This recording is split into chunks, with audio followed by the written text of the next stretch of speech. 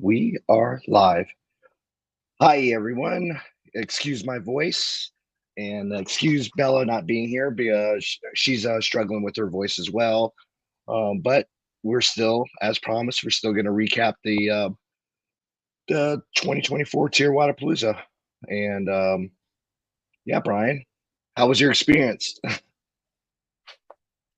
Oh, well, just before we get started, just want to thank HGR CBD and Strike Movement for supporting us. HGR is going to be with us for the foreseeable future to start 2024. We'll be probably talk about more about their stuff going forward a little bit, especially when I get back home to where a lot of it is. Still here in Miami. And then Strike Movement partnered with us for all the Wodapalooza coverage, the reels, the recaps, everything in between, and of course the podcast. So love working with both of those guys and appreciate what they've been able to provide to support what we try to do for you. Yeah. And as Brian said, yeah, Strike Movement, just great. Just working with them. Obviously, it's a product that Brian believes in, as is HGR as well. So we want to again thank Strike Movement and HGR for supporting us, especially during 2024 TYR Wodapalooza. But let's talk about TYR Wodapalooza. Brian, we kind of talked about this on our live podcast yesterday. You had a very unique role, a role that you've been wanting to do for a while, and I know let's describe that role and talk about your experience doing that. Yeah, I would say it was like three or four different things that I was primarily doing. The most forward facing was obviously the color commentary and sideline reporting. I've been doing different forms of live streaming and broadcast most of this off season, so pretty comfortable and familiar with that. But the sideline reporting was new for me, and I've never done that before. A couple times we were able to do some hits on the floor in the middle of events, but primary responsibility seemed to be getting the interviews with the winner or someone who's close to winning, depending on circumstances, at the end of the final heats of elite action for the individuals and then the teams. And we had kind of a rotating talent team with Lauren, Tommy, Sean, and myself, each kind of filtering into some different roles periodically throughout the broadcast, which honestly, I would love to know how people at home felt about it. From our perspective, at least I'll just speak for me. From my perspective, over 4 days, it's doable with 2 people or 3 people in the exact same roles for every heat, for every division of elite action. Like you could absolutely do it. But I think that in terms of the presentation, like it just makes sense that if you have the means to do it, you're probably going to get higher energy from people if they're doing fewer heats per day or varying the role a little bit. So that's just on our end. I know a lot of people watched, and so feel free to you can obviously make comments here. You can reach out to me and let me know. But thank you, Melanie. But yeah, I'm curious if you like the rotating talent. A few competitions that I've worked at, I've done that before. A lot of times it's just the same people in the same roles, which obviously can have some success. Patrick and I were talking earlier today, like the CrossFit Games does some kind of a rotating talent thing, even with swapping in the color commentary from men to female, male to female. So just curious to know what the consumers think on that end. And the sideline reporting was fun. Bolton interview was iconic. Yeah, I don't think that has anything to do with me. And I felt it was, yeah. Thanks, Millie. I think someone made a nice little highlight reel for me that I might submit to CBS, see what they say about it. But the interviews was cool. I realized that most athletes recognize me as a face on the floor that they know. I have had conversations with most of them, and I think that just kind of makes it easier to have those conversations. But I also realize it's a premium in terms of time. Where when you're doing a play-by-play or color commentary, you have however long a heat is, and oftentimes many heats and multiple heats to get information out.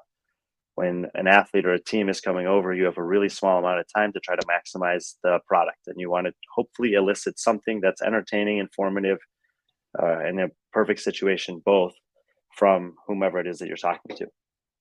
So I don't think I was necessarily nervous about that, but I was very aware of it. And I hope that the interviews were well received by the people at home, and hopefully help you just get to know the athletes better, whether it's talking about their performance in that particular workout over the course of their competition. I'm sorry, Patrick, I didn't read that. Can you pull that back up? Or just whatever that they happen to be talking about or we asking about. Contrary to what some may say, I really enjoyed hearing you and thought you did a great job. Love hearing your insight to the athletes.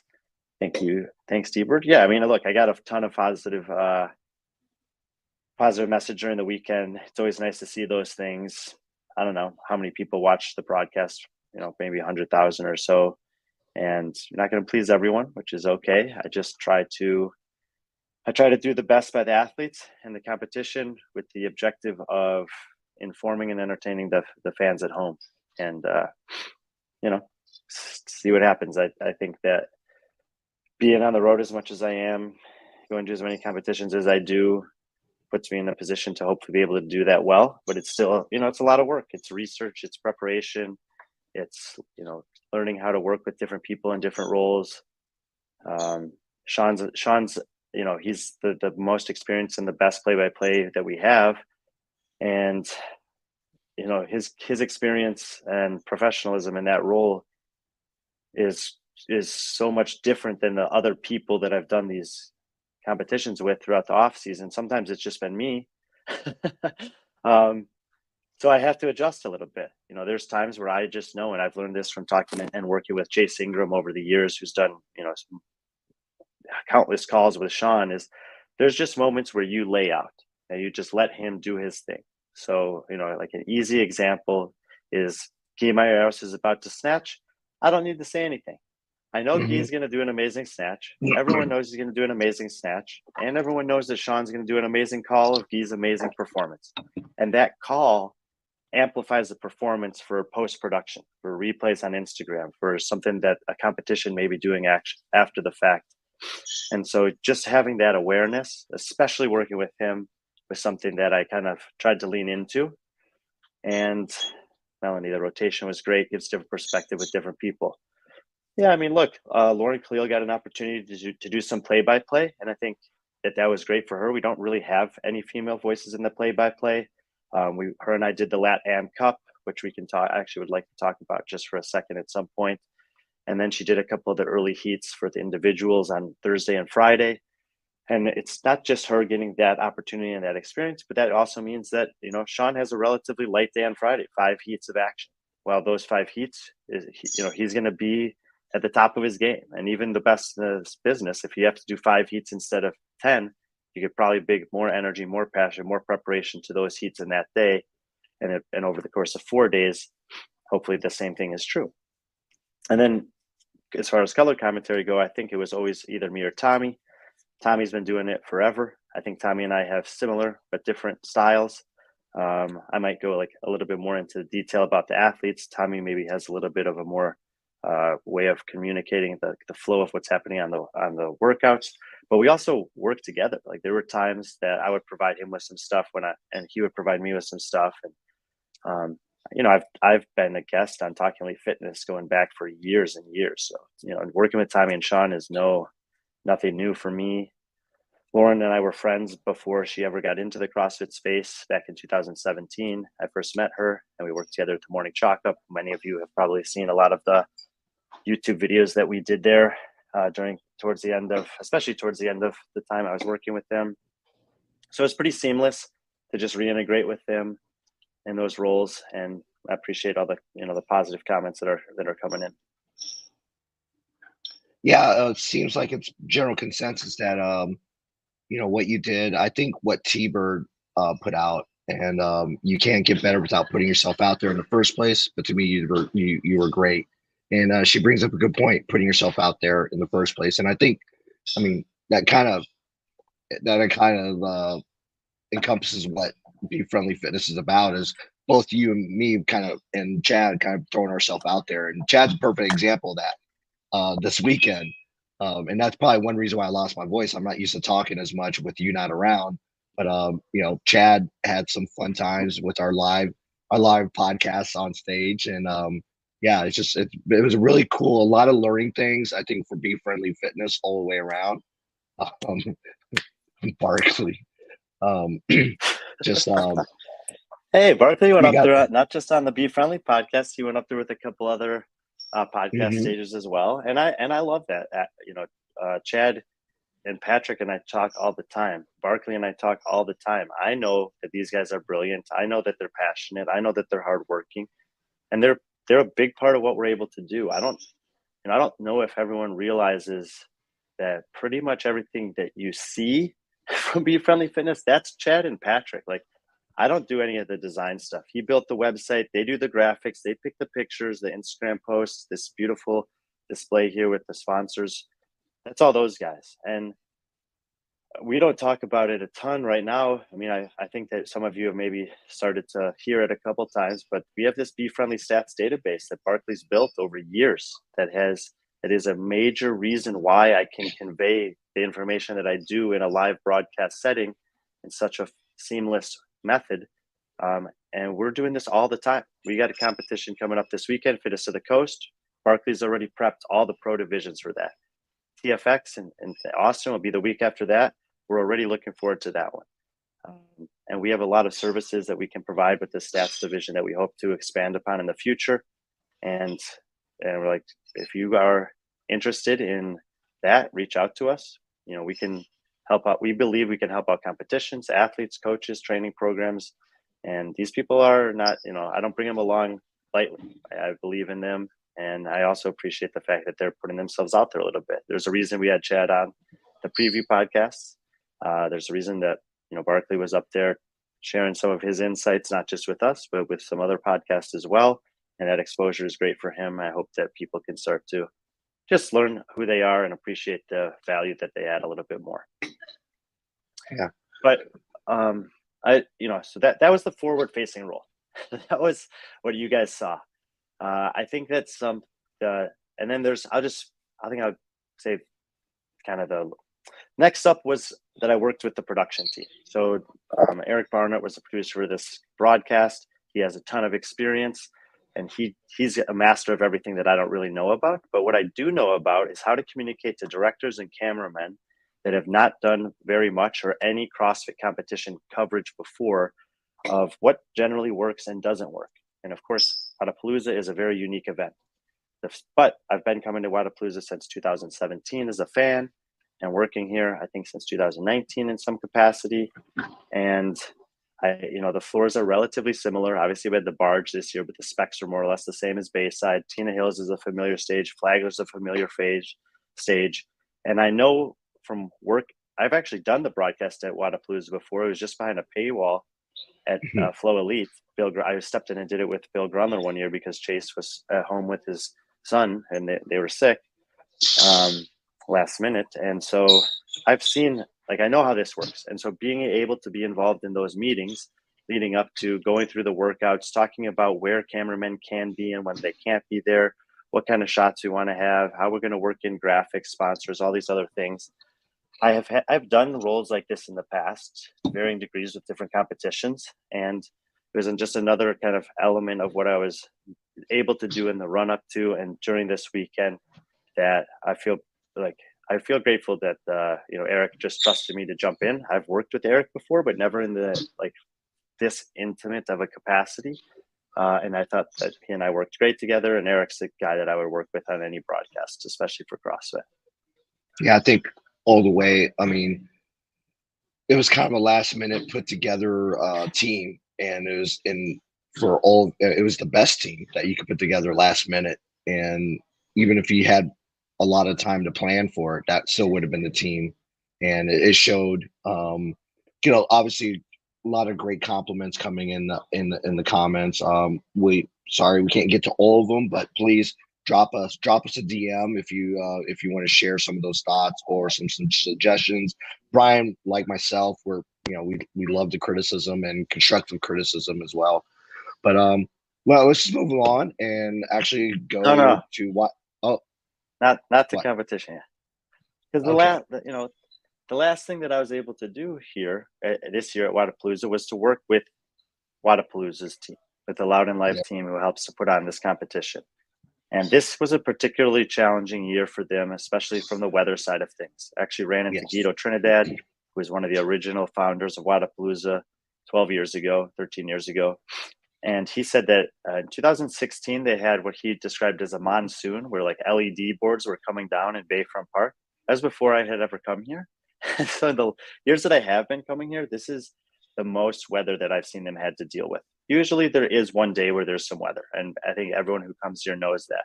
But this was 3 out of 4 days where there was weather to the point where we had to make changes to the workouts. And in this and I was given the opportunity to sit in on some of those meetings, to have some conversations, and to weigh in on some of those things. And and I know that there are people sitting back at home watching everything that's going on and probably doing shows in real time as things are happening, after they're happening, and offering their perspectives, insights, criticism, compliments, whatever it might be.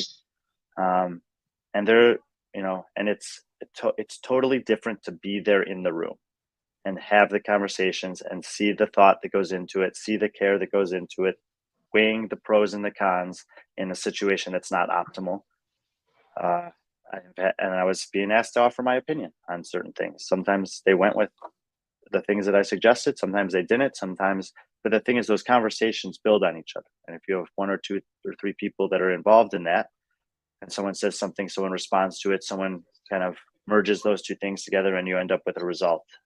In this case, there were a lot of the contingency plans were already written for these workouts, but some of the conditions yielded circumstances in which even the contingency plans weren't going to be optimal. And that's kind of what we decided on. And so we were making some decisions and some adjustments in real time there. And it was cool to be able to not just do that, but then communicate it to the broadcast so that we could get the graphics created, communicate it to the Heat One app so that they could update that stuff.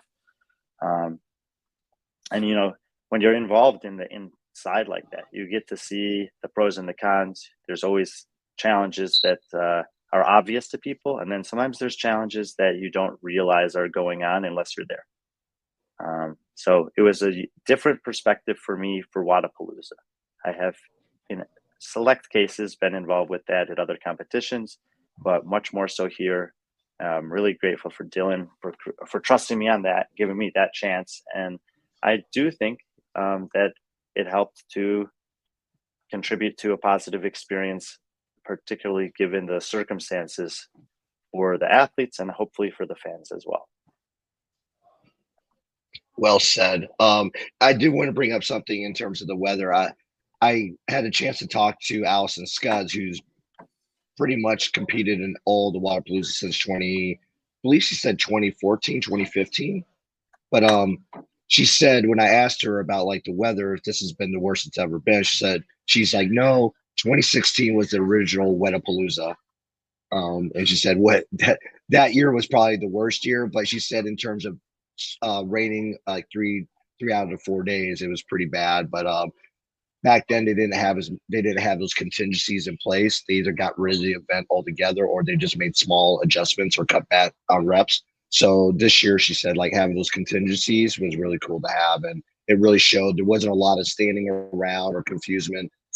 Athletes were well informed on the changes ahead of time, so that's again, that's what you want to see year to year is like these improvements and these them taking care of the athletes as well. So Jake Yeah, I Chapman mean, is I didn't. It's cold in this room. It's not that cold in Miami, I actually, but it's cold in the room, so I just threw this hoodie on. But that's yeah, my we are fault. wearing tie dye. So no, it's all good. We got some tie dye apparel. It's great. Yeah, so that's just kind of an overview of what I was doing here this week and in the run up to Wodapalooza. And maybe as we go through some of the stuff, I'll be able to provide some context based on those things. Yeah. Okay. Well, if it's all right with you, we'll move right into the competition then. Yeah, we can talk about the competition. And I haven't, by the way, I haven't watched anything that anyone's putting out. I've just been working. So if there are things that you've seen people talk about or have questions about from your perspective that you want to know, feel free to ask those questions. And if BC thinks that they're helpful, I can try to answer them. And just in case you're wondering, Heidi, so if you're at home and you have a tie dye, just put it on and join us and let us know.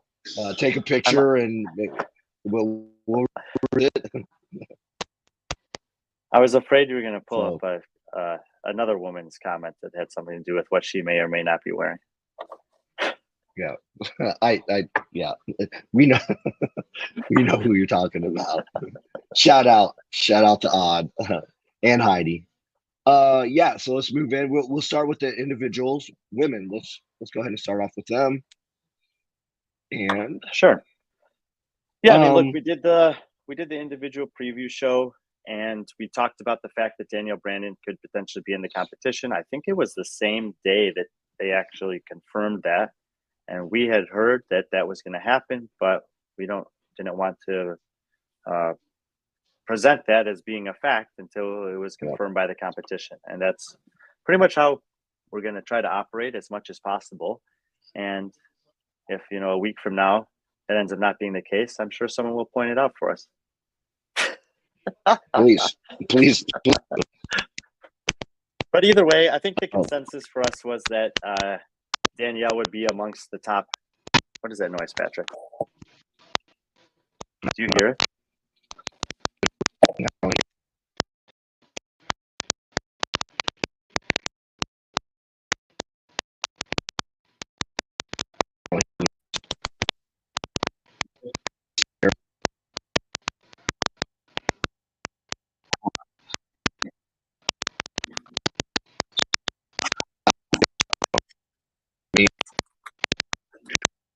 I'm Wi-Fi.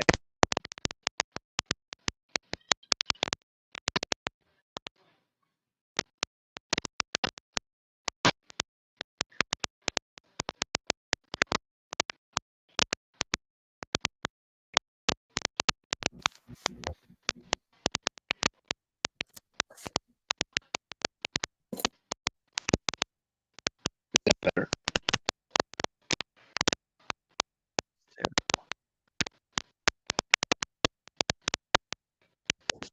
Okay. I'm gonna come back in. I don't know if there's.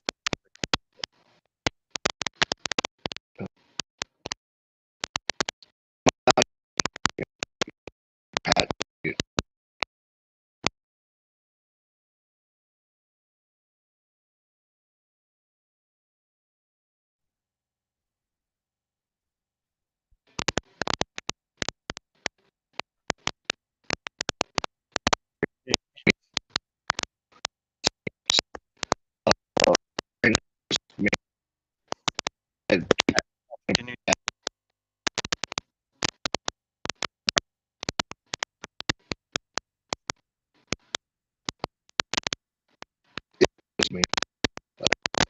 It's on your end. Okay, well, I don't know what exactly was going on, but there was like some clicking in the ears there from the audio side of things. So Patrick will try to reconnect. Yeah, so we knew that, Danielle Brandon was going to enter the field, and what she did, and we speculated, she's probably going to be in the top four, somewhere in the top four, along with Emma Carey, Gabrielle McGowan, and Ariel Lowen. I actually didn't get any of them right in terms of the specific order. They did end up finishing in the top four, and you see the order there. And it was kind of an interesting circumstance. On Wednesday night, I saw Coach Dom, who coaches Emma Carey, and I went up to him and I said, "Hey, man, I wouldn't say this to Emma, but I think she can legitimately win this thing." And he kind of looked at me. He's like, "I don't know. Some top athletes here. We've been having some different focuses in our training, and we'll just see how it goes." And then at the end of the competition, he found me and he's like, "Well, looks like you knew what you were talking about." And I'm like, "Well, I guess, but I didn't pick her to win in my rankings that it came out originally, and I didn't pick her to win in the Heat 1 app.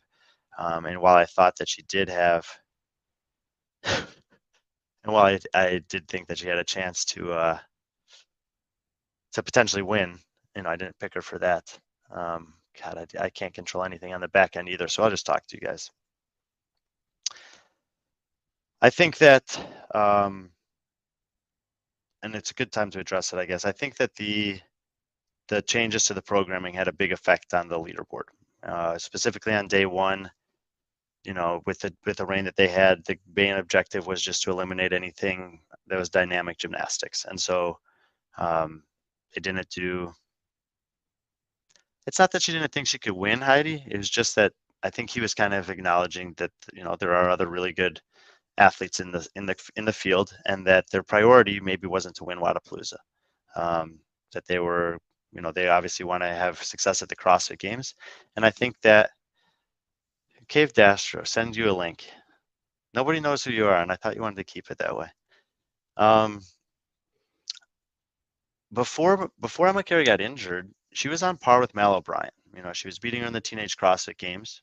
Their performances in the Open and the quarterfinals were very similar. Their semifinals in the Granite Games was basically a wash. Ariel Lowen ended up winning that, but Emma Carey came like one lunge step short of winning it, and she took a risk and it didn't pay off.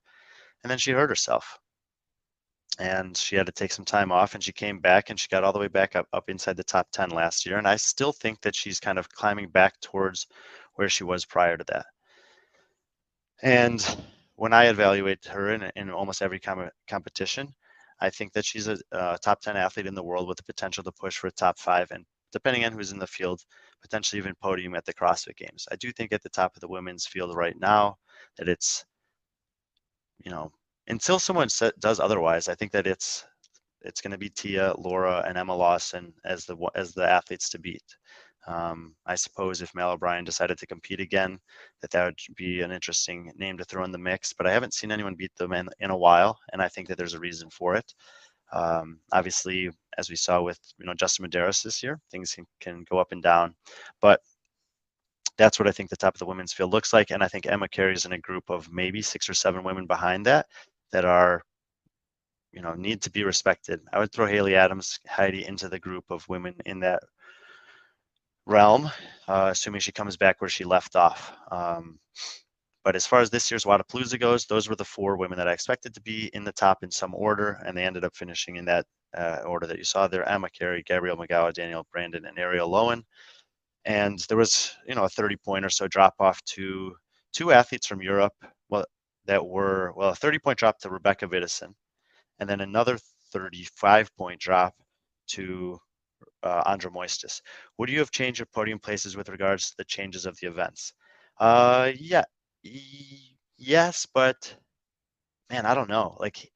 I think there's some misconception that Gabby McGowan is just a terrible upper body puller. She has had some bad performances with upper body pulling in her career, but she's also been training with Laura Horvath for quite some time now. Laura is one of the best upper body pullers in the world, and I think Gabby McGowan is still kind of rounding into her form and improving.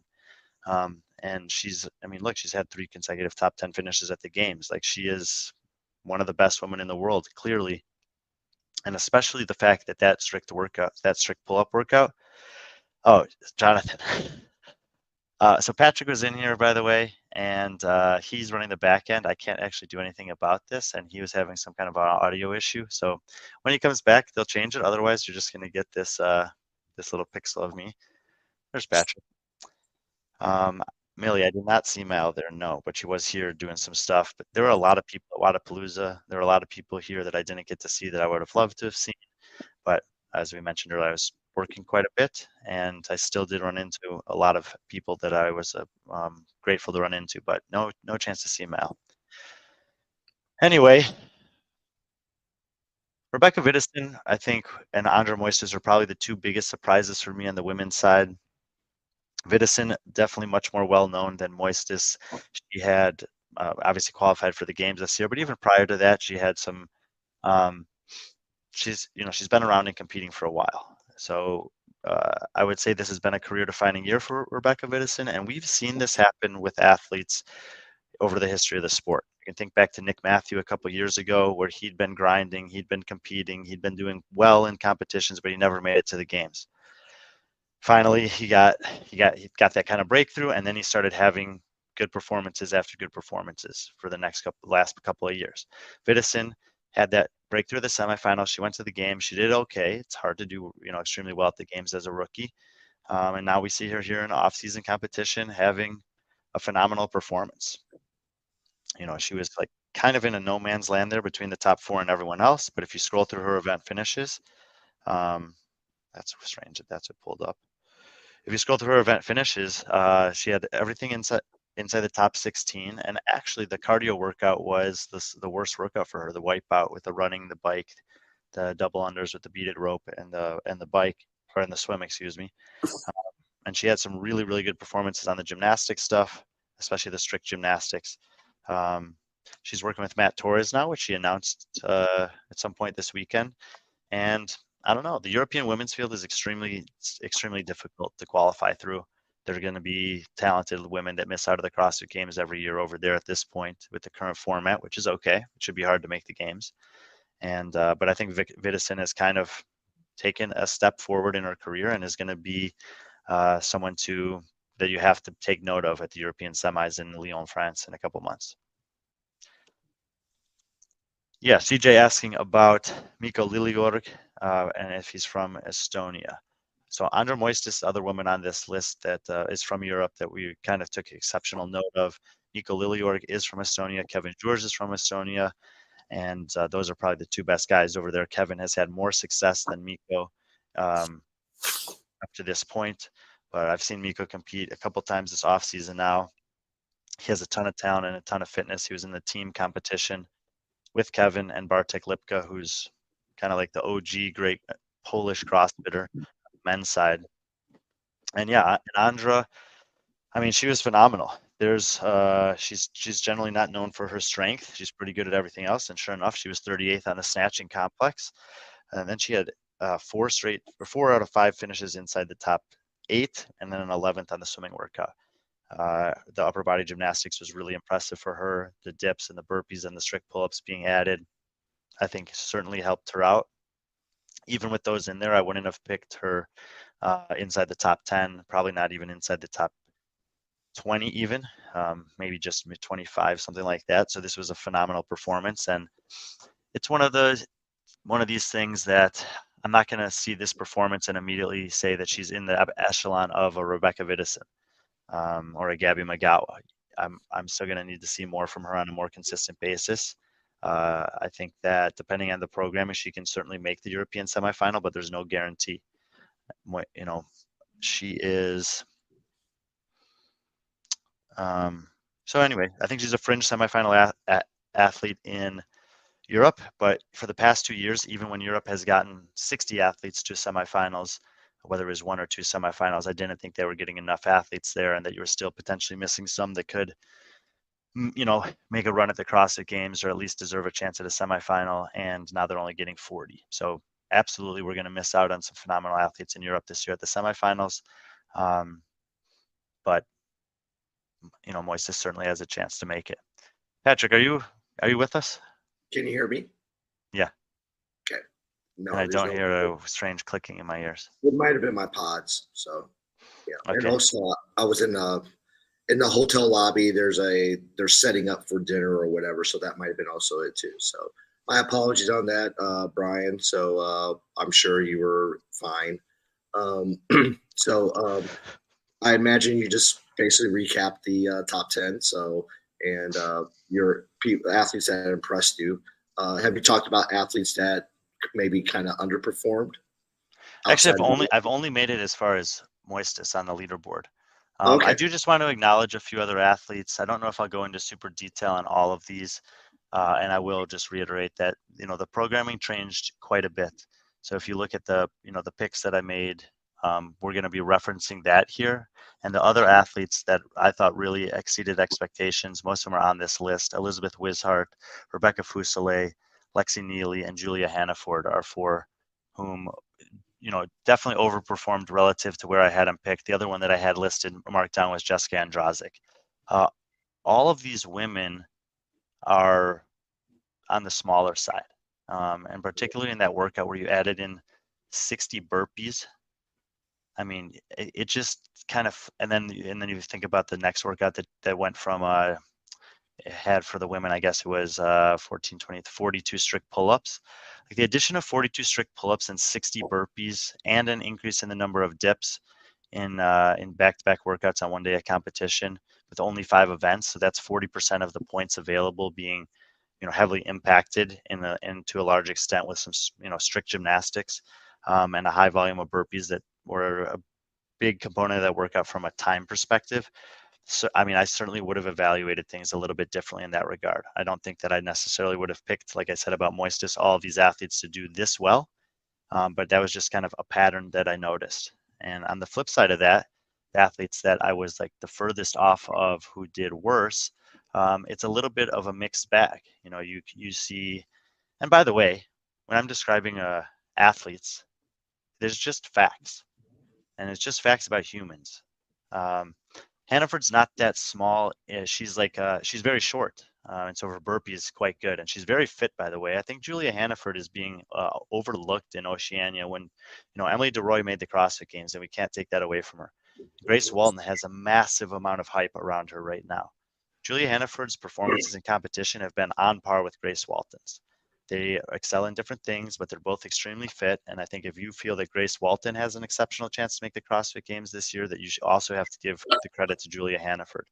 She's super strong. And yeah, I wouldn't say that she's like a skinny necessarily. And if that's what you're equating with small with, but for 60 burpees, for the range of motion on the dips, and for someone who is strong, that's a huge, that's a huge advantage compared to some of these bigger, taller athletes even Grace Walton, excuse me. But anyway, the other athletes that I was pretty far off on were Danny Spiegel, Fee Sagafi, Olivia Kerstetter, Carolyn Stanley, Allie Weiss, Callista Lang, and Emily DeRoy. And so, and really on the women's side, when I looked, yeah, Beck, she did place higher than Grace at Wodapalooza. She was only 2 spots behind her at Down Under, and I don't know if it was on the broadcast or if it was in a preview show, but at some point I mentioned the fact that at the Down Under CrossFit Championships, the points gap actually from like 3rd to 9th, which is where I think Emily DeRoy was pretty tight, and Hannaford was 5th, so she wasn't far off of Grace at that competition. You can see them both on the screen there. So she beat her by a little bit here. And so I think that fitness across those 2 competitions, which is the 2 most recent data points that we have for them, is very similar. And you'll see some ups and downs for both of them in different workouts. But if you take 10, if you give them 10 workouts, I think across the totality of those in a field that's deep like this is, 40 athletes, they're going to have a fairly similar outcome. And so if you're projecting forward to semifinals, I think there's a good chance, like a great chance they're both in the top 10, a good chance that one of them makes the CrossFit Games. But I would say that if you're dismissing Hanover as having a chance at this point, it's not really doing justice to her if you're putting a really high premium on Grace Walton. So both are talented up and coming athletes in the Oceanic region. And as a general statement, I was really happy and pleased to see the number of athletes from Oceania that came over here to compete. They do most of their competitions over there, so they get to compete against each other all the time. Wodapalooza is the premier international gathering place for a competition, and it was, I think, a smart decision for them to come over here and test themselves against the North American and European athletes that they don't necessarily get to see if they don't make it to the CrossFit Games most of the time. Even Dubai, which is, will invite some athletes to qualify from athletes from Oceania. It's often at a similar time of the year as the Down Under Championships, which is kind of the biggest off-season event over there, or seemingly the biggest off-season event over there. So I think it was great for them to test themselves, and also great for us to get to actually see them in person do some of this stuff. I think another thing, for instance, using Grace Walton and Emily DeRoy did it as well. I'm not sure if Julia did, but they all have training camps and coaches based in the U.S. And in the case of Grace Walton and Emily DeRoy, they came over a little early to actually get. I mean, for instance, Kiefer Lamy is the coach for Gracie Walton. He hasn't met her in person, hasn't been able to work with her, and her boyfriend Zane Healy, who's also one of the top up and coming male athletes in Oceania. They actually came a couple weeks in advance.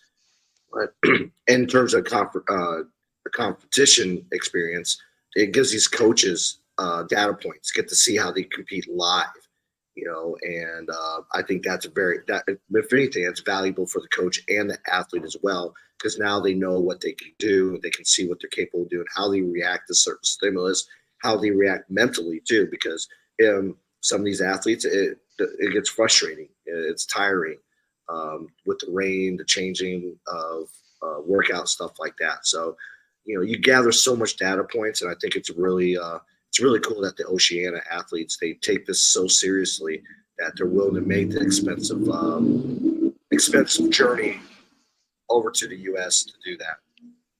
And this, I mean, yeah, well said, Patrick. And this, just this screen that's up here, these 8 athletes or so, you see Moosbrugger, Dammit, Kerstetter, Sagafi, Spiegel. Like, these are athletes that have made the CrossFit Games, and in some cases on multiple occasions. And so that, for if you are Hannaford, Walson, and Drozik, this is a great place to be. Competing with them across 5 events. Usually the semifinals is 6 or 7, and to kind of know that you're in the mix with athletes who we would expect to have at least a chance to make the games in a few months is a nice place to be. Lexi Neely as well, great performance for her. She had a good semifinal, and I would even say that I think I undervalued her coming into this one. I know John Young was super high on Fusile compared to me, and I thought she would probably kind of middle my prediction for her compared to his. I think the addition of the gymnastics in the capacity that was integrated was massive for her. But she also really impressed me with the snatch. I know she was only ranked 26th when everything was said and done, but she hit a 160 and then a 170 snatch, which I thought was great for her. And once again, she had her worst performance on the swimming workout, same as last year. So outside of swimming and heavy lifting, look at those performances, and obviously, some pretty good stuff from Fusile. We had a chance to have Emily Roth on our show on yesterday, and she talked about the importance of her coming back this year, competing after actually injuring herself seriously, a calf injury. I believe she said she tore her calf muscle, and took her quite a while to recover from that. So for her to come back, and she didn't seem too upset about finishing 10th, because it was she had a similar workout, a swim jump rope event as well, where she was barefoot, and she thought about wearing shoes on the double unders, but then she elected not to. She was a little bit more careful about it, but she was able to gain that confidence. And I think, I'm sure you said it before, it's like confidence that even for veterans, using an event like this to build up your confidence going into the off season or the 2024 game season. It's very important. It's just not for these younger athletes, or from Oceania, or Lexi Neely from the U.S., or any of the young athletes with not that many competition experience, but also veterans as well. Yeah, and I mean, there were a few people that were, I want to say they were pretty aggressive about the fact that I was underrating Emily Rolfe against this field at Wodapalooza. And it's, her 4 appearances here in the last 4 years are 10th, 9th, 9th, and 10th. Now, so it's, pretty consistent output for her at this competition. And we've seen stuff like this with other athletes in other competitions. Lazar Djukic at Rogue, he doesn't do as well there as he does in Dubai. And it seems like, for whatever reason, that's the case with Emily Rolfe. So, I think that a lot of times people see a result. Emily had her best performance ever at the CrossFit Games. How can you be ranking her behind athletes that haven't even made it there yet? But this is a different competition. It's a much smaller amount of events. Therefore there's more specific things being tested. And in the same way that we talk about, and sometimes it's not even things that you can explain. You just see Alex Catoulis in Dubai, and you're like, oh, he's probably going to do better than you think. You see, and maybe you see Emily Rolfe in Wodapalooza, and you're like, she's going to do good, but she's not going to do great. She's probably, she hasn't done anything here over 4 years, which is a big sample size for a competitive CrossFit athlete at one competition, to make me think that she has a chance to make the podium. She likes competing here. She comes and competes. She does, she entertains the crowd. She has a good performance or two, and it's kind of one of those things. Until I see her place in the top 5, I'm probably not going to pick her to place in the top 5. Fair enough. There was one athlete I wanted to discuss with you, and I had a chance to talk to her, Sydney Wells. Granted, a small sample size compared to what we saw even the games was a small sample size as well.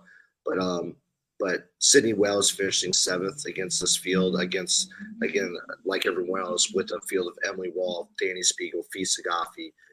I mean, what are your overall assessment of Sydney Wells at first glance? Yeah, I mean, if you want to click on her stats there, just so people can Yeah. kind of see,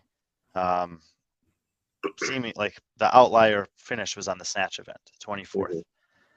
It's one of these things, like, for some reason, snatching, like, some people are just amazing at it, some people aren't, some people will never be. Yeah.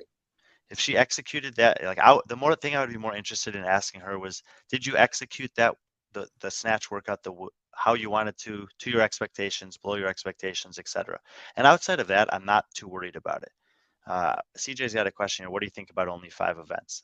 That's a great question. I think I mean, I kind of wish I had JR on here to kind of go back and forth with on this, but if you're going to have 5 events, I think you have to think carefully about what they are. I know from speaking with the Wodapalooza team, as much as I have over the past 2 weeks, that the intent in the programming this year was to make sure that the athletes who did all 4 days of competition did not get crushed the way that they did last year when they did, if they chose to do all 4 days of competition. And so therefore, if you're only choosing to do 2 of the days of competition, you have to realize that there's not going to be the volume and beatdown of another 2-day competition.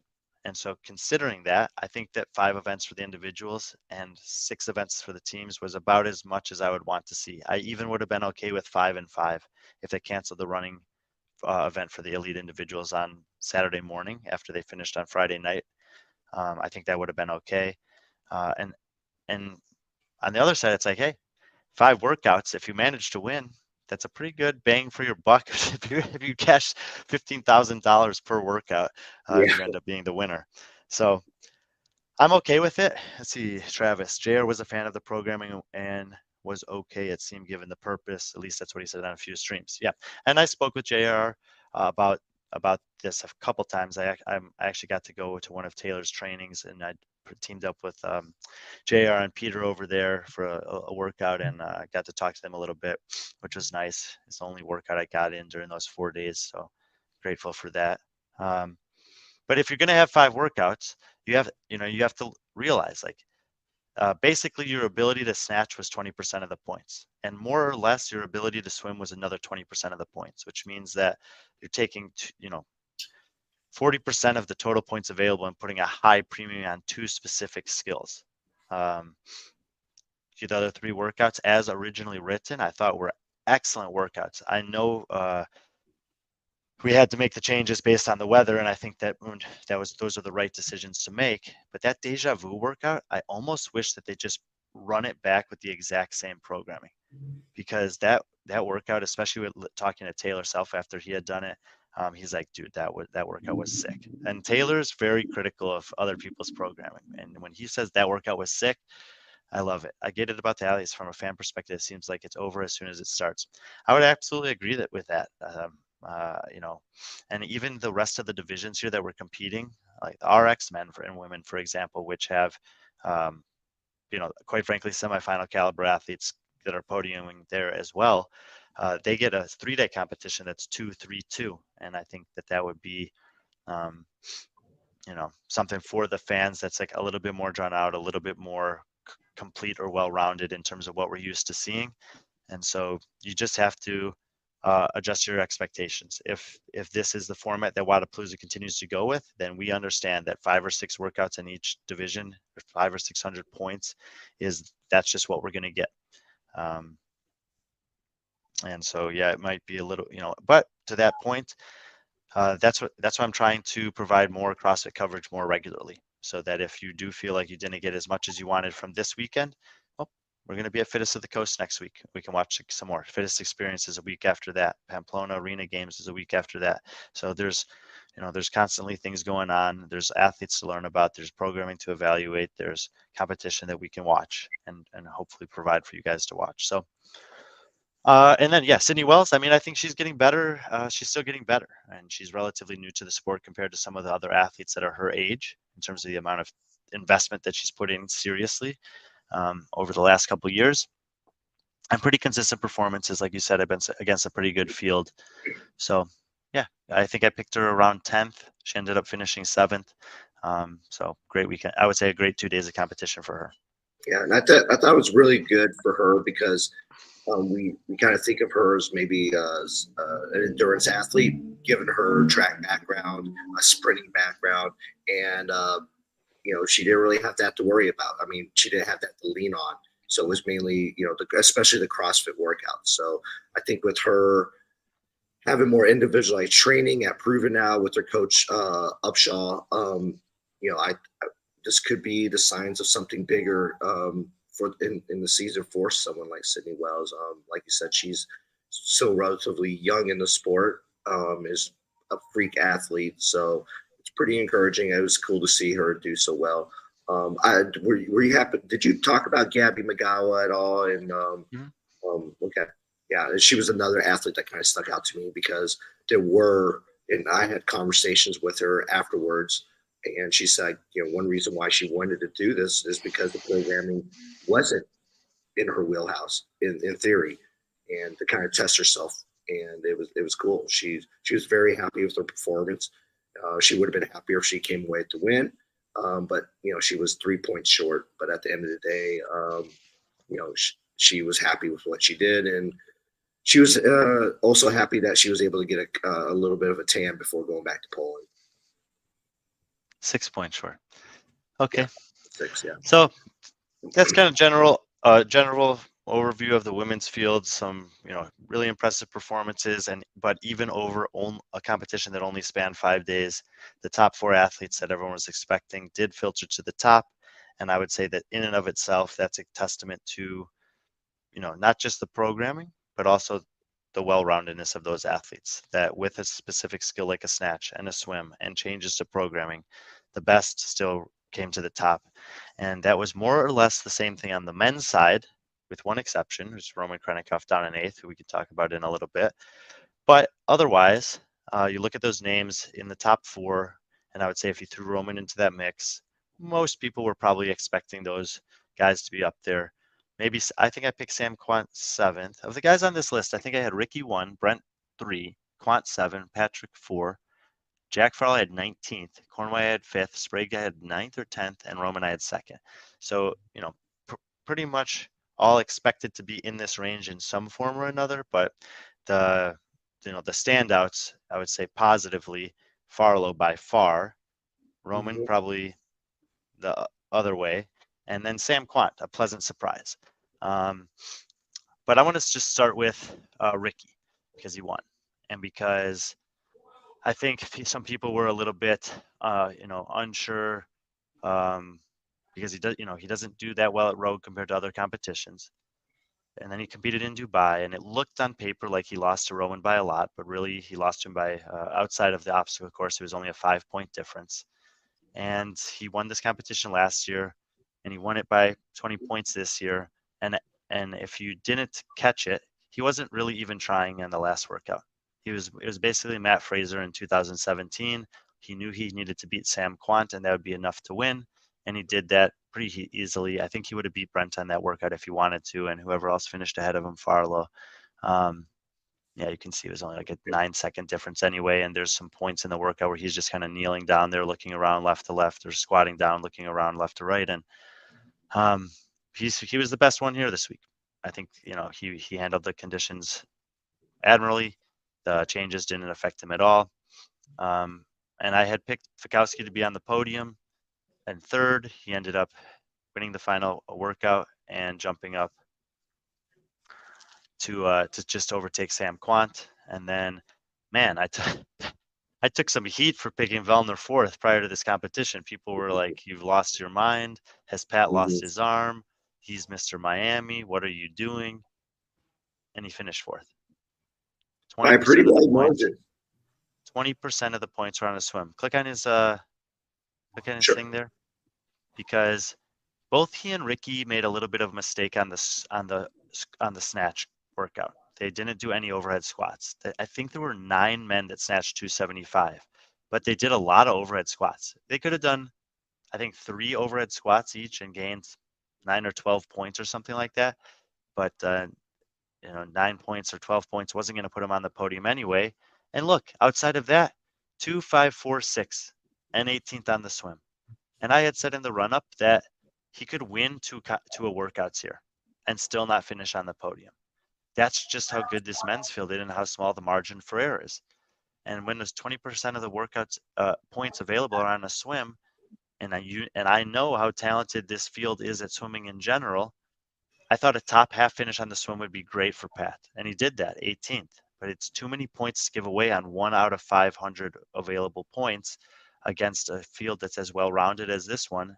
When the best athletes, look at those, Ricky, Brent, and Sam. What are their places on the swimming workout? Ricky, Brent, and Sam. Just scroll over one to the right. 5, 2, and 3. Okay, that's the difference. Yeah. And 20% of the points are right there, and that's okay. We know that about Vellner. You guys should know that about Vellner. And so that's kind of how it filtered out. What's this comment about Farlow? Travis Tango. Farlow was most impressive to me with showing improvement. Gus doesn't feel like he was progressed, even with extra time to train, not made the games. Maybe Guess doesn't. Guess doesn't feel like. Maybe Guy. Or maybe, yeah, maybe. Okay, so we'll start with Farlow, and then I think that's probably Guy. Yeah. Yeah, Farlow was phenomenal, and the thing that was most impressive to me about him was the strict pull-ups. I mean, we saw, first of all, I know that a lot of people were, I'm assuming, and I've heard that some people were critical about the strict pull-ups and the ability to enforce the standard of them. Wodapalooza wanted to put strict pull-ups into their programming last year. They decided against it. And when they were sitting there in the meetings coming up with the contingency plans, I was like, you know what? You guys wanted to do this last year. Do you have a clear way to communicate to the athletes what the standard is? Yes. Do you have confidence in your judges' ability to carry it out? We haven't done it before. I said, well, let's just do it. Because at the very least, here's the message. And this message has been delivered when it comes to wall walks and single unders and basic movements in training and in CrossFit. If you can do 50 butterfly chest to bar pull-ups, you should be able to do a set of 15 strict pull-ups well without using your legs. And we saw on the elite men's division, women's division, teams of men and teams of women division strict pull-ups program because of weather. And we saw a massive, massive discrepancy between athletes who were really good at that and athletes who didn't have high capacity for strict pull-ups. And I would say if you're an elite level athlete and you can't do strict pull-ups well enough to keep up with the competition, that's a hole in your training and that's a hole in your fitness, and that you might be, depending on specific things in terms of dynamic movements that are allowing you to do some of those kipping movements that are disproportionately good compared to the baseline movement. And I hope that that's a message that's received not just by them and their coaches and whoever else is involved with their training, but also by people who are watching our training in their own affiliate. There's not really that much of a need for most of us to do butterfly chest to bar pull-ups. It's pretty much useless outside of competition. But the ability to go from a dead hang and pull yourself up until your chin is over the bar, your chest is at a bar without using your lower body, that's a certain amount of strength and ability to move your body through space that is very valuable. V. I thought the standards were enforced pretty similarly across the board. There are a few outliers, but there always are. A great point. Yeah, I mean, look, it's 4 days of competition. There's 50 divisions competing here. The weather is bad. The lights are bright. The crowd is loud. The music is loud. There's 20 athletes per lane. There's a million things going on. Judging is hard. The judges do an amazing job. And at every competition, there's something that you could pick out and be super critical of. But if you're going to do that, you better give the credit to the 99% that's good also. So Thank you for saying that. And I don't know if it's Vi or V, but thank you. I liked seeing the strict pull-ups. Oh, Sarah Cooper. So nice to meet you this weekend. Didn't catch up with PC. Hopefully you get to meet him in the future. He's a great guy to meet in person. And yeah, I actually got to meet a bunch of people this weekend, fans. Came and said hi. Sarah, it's great to meet you too. Travis Tango, I like seeing the strict pull-ups for the possible message that can now be communicated, as I just said. Some never seem to do strict, and so it's pointless. Well, we should have JR on again because he's doing, I think, at least 50 strict pull-ups a day, maybe 100, something crazy like that. And I did that workout that I mentioned I did with him. There were burpee pull-ups in it, and he was averaging 20 per minute on burpee pull-ups. I was doing 8 or 9. It's crazy. Yeah, and you should have, absolutely. He always says this to athletes. He's like, if you're training to be elite in this sport, you should be doing minimum 100 strict pull-ups a week in your training. And if you are an elite athlete and you're not doing that, you should add it in. You have plenty of time to. It's not that difficult. It's not that demanding, but the ability to do that well transfers over to many other things also. All right. Let's look at Roman. I think that Roman was a little bit of a victim of the programming and a little bit of the victim of the snatch. He just, someone had sent me something. I don't have it in front of me here, but it was like Vellner, Ricky, and Fikowski, I think, all hit a second attempt on their second snatch or something like that ended up being, it was definitely Vellner and Ricky, maybe not Brent. I feel like Brent executed perfectly on his snatches. Maybe there's one other person that just hit their second snatch on their second attempt, got those points, and Roman didn't, basically. And there was a really, really tight margin. We said that 9 guys snatched 275 in that complex, and Roman hit 265. There was another group of guys that hit 265, or 270, I mean, and he was at the top of the ones that hit 265. So he lost out on some critical points on that one workout alone. Then he comes to do cortadito in the strict post, and this was probably the most surprising result for me of all of his here, was the burpees and the parallel bar dips kind of caught up to him there, I guess. I mean, I'm not really sure what happened on that workout, but sometimes this can happen to any athlete. I thought actually in one of the interviews I did with Brooke Wells and her team that she said it nicely. I asked her how their mood was overnight, and they didn't have the day that they wanted to on day one, and then they were kind of surging on day 2 before the final. And she said, hey, we've all been competing for a long time. Everyone has a bad day in this sport. And that might have been all it was for Roman, is that he didn't execute his snatch. Maybe it sticks in his head for a little bit. He goes out there and has an underwhelming performance on cortadito, and that's it. Like we said with Vellner in the swim, the field is too good. The competition was too small. We knew there would be a high premium on execution here. And this is a momentum sport for a lot of athletes. And just because he's one of the best in the world doesn't mean that can't happen to him too. And it's probably something that's worth noting if you're writing off Justin Medeiros. He had a bad year relative to the previous 2 years. Well, he just won the team competition, as we're going to talk about.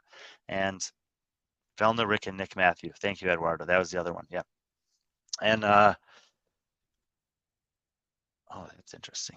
And yeah, so I'm not worried about Roman for this. And he came back and his team did great. He had much more good performance than bad performance once again. The most interesting thing to me is that we'll never know what would have happened at the CrossFit Games if he didn't break his foot. But that first workout after he did, he got all the attention because of the double unders. But there were bar traverses and dips in that workout. And the dips were here in high volume in this one, and he didn't do great. Was that the reason he didn't do great? I'm not sure. It was a note that I had made watching.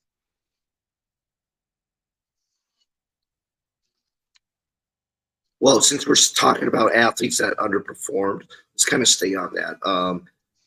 Nick Matthew, Henrik Hapalainen, and Bronislaw. Let's kind of take a peek at them and what kind of tripped them up during the weekend or the early part of the week. So we had Henrik.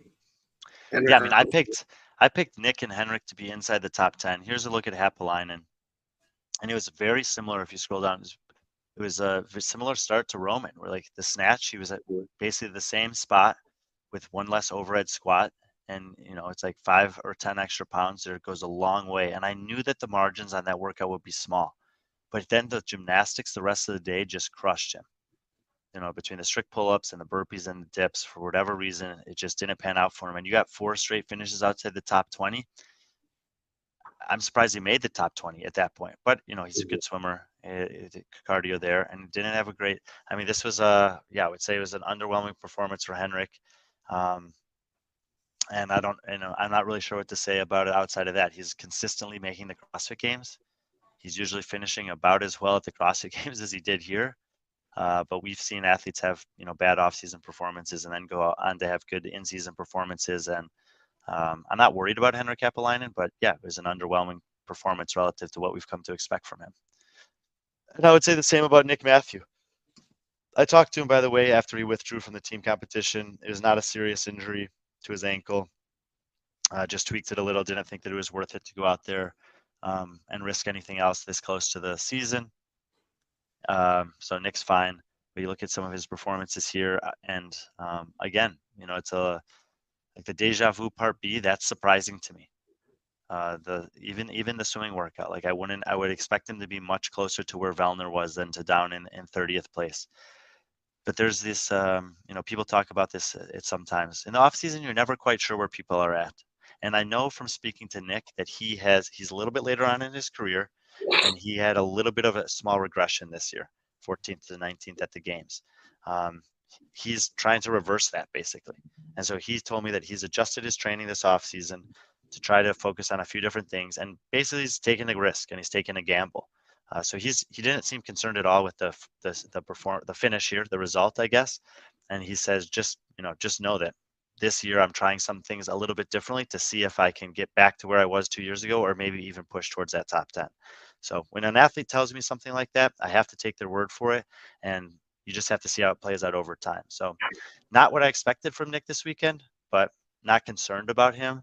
And I think it'll actually, kind of knowing that, it'll be fun to see what happens over the next 8 months. If he does make it to the games again, and if he gets there, to see how well he ends up doing. Oh, Bronislaw. Well, first of all, he's 10th on the snatch. He took a risk, and he lost 25 points on it. If you let me just look at the leaderboard here. But if you 25 extra points, probably makes a big difference. It's only 5 workouts. That's a few spots. Well, it's only 2 or 3 spots difference. I had picked him just inside the top 20, maybe 17, 16, something like that. And he was obviously just as far on the other side of it. And the strict gymnastics, I don't think helped him a ton here. He's a big, heavy dude.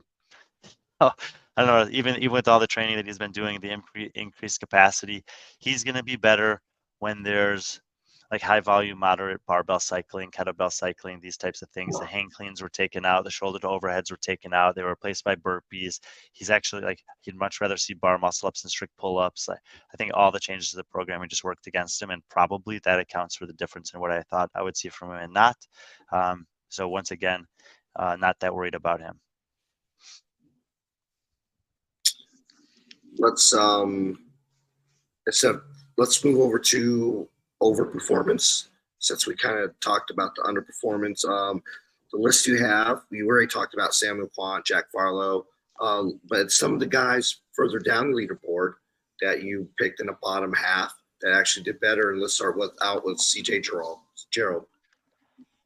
Yeah, I think I'm just going to group CJ Gerald and Harry Lightfoot here together. They finished 1 spot apart from on the leaderboard, but I know someone had asked about Spencer Panchik. I don't know if he was asking about him relative to the snatch or not, but yeah, I think I picked Spencer about 8th and he finished 10th. So this is, more or less what we'd expect from Spencer. I was underwhelmed with the deja vu workout. Everything else I thought was pretty well executed. I think that's probably about as you could do good on the snatch. Good and a great close to the competition. Spencer Panchik seems to be known for being good at the close of competitions. He almost made it to the games in 2018 by having a great finish on the last workout. He had a solid final day to get to the games this year. He's sneaky fit. Everyone knows how fit his family is. But I just have to say the most impressive thing from Spencer Panchik this weekend was what he and his brother did on Saturday night, doing the 3-person Uno Dos Tres workout with 2 people, forced to use the heavy barbell for the entire time. It was crazy that they were able to do that, and they did it with almost no preparation. 30 minutes before that workout, I saw them and they're like, "Hey, we're going to try to go out there with 2 people. I don't know if they're going to let us," but they hadn't warmed up. They didn't know if they'd be able to do it, and they still went out there and beat almost the entire field. Patrick, you falling asleep? Oh. Uno dos dos. Nice, Barkley. Okay, yeah, we'll talk about Guy real quick too before we get to CJ and Harry. That's fine. Yeah. I had picked Guy 16th in the rankings. On the Heat One app, I picked him 10th. Sometimes I like to change the picks a little bit. Mix it up a little bit. Yeah, I don't want to give my exact picks on that. I'm going to put it on Heat One when there's $1,000 on the line. No, I mean, I spoke to Guy, and I think more importantly than anything that I saw on the competition floor from him was a conversation that I had with him. He seems peaceful. He seems stressless compared to other times I see him. He seems to be competing free. I've heard people use this term before. Um, and regardless of how the season goes for him, the rest of the career goes for him, just as a person, it was awesome to see him that way. He was with his wife, and he's like, I have God and I have my wife, and I'm happy in my life. My coaching team is supportive of me. I don't feel the stress and the pressure of external expectations anymore, and I love this stuff. And it seems so genuine. He was relaxed. He was calm, and everyone knows that physically he's a unique specimen, and he's gifted, and he's talented, and he's got these amazing things that he can do with his body. But if you layer on top of that a free mindset, a peaceful mindset, just a good place in his life, I still think he's the guy to beat in South America, and I don't think that a top 10 finish here was, out of character for him. Okay, CJ and Harry. Yeah, I saw CJ Gerald win the Desert City Classic earlier this year, and he looked pretty good there. But the Calibra field is completely different. Chris Ibarra and Andres Stearns were the other guys that made the podium. CJ is the only one of them that came and competed here. But I kind of think about parallel, performances. I saw Andre Stearns compete against Austin Spencer. Austin Spencer's at the Charlotte Classic. Austin Spencer's previously made the games. Austin beat Andres in a similar fashion to how CJ had beaten Andres by a couple spots in a similar points margin over a similar number of events. So I was pretty curious to see CJ in this field. Kiefer Lamy coaches him. I told him I was excited to see him here. If you told me that he finished 15th, 16th, 17th, I would have been like, okay, damn, he had a great weekend. Finished 11th, and look at that. I mean, Colton Mertens, 3 times games athlete. Austin Hatfield, the guy who calls himself the best analyst in the sport, picked him to finish 5th. Jack Rosema, knocking on the door of semifinals, podium at Crash Crucible. Lucas Hoyza, games athlete on team competition. Luke Parker, come on. He beat all these guys. And I don't think it was a mistake. CJ looked great. He was consistent. He didn't have any massive home runs. And I was really happy for him. And Harry Lightfoot, I like Harry Lightfoot a lot. And I know you guys were able to have him on the podcast, and you said that we should have him on for another show. He's, it's always interesting. The UK has a great fan base for their athletes. And anytime that one of their athletes enters a competition, qualifies for a competition, they get behind them, with a lot of support. Think about Zach George, think about Reggie Fossa, and Harry Lightfoot has the similar kind of support from the UK fan base. But what's going on over here?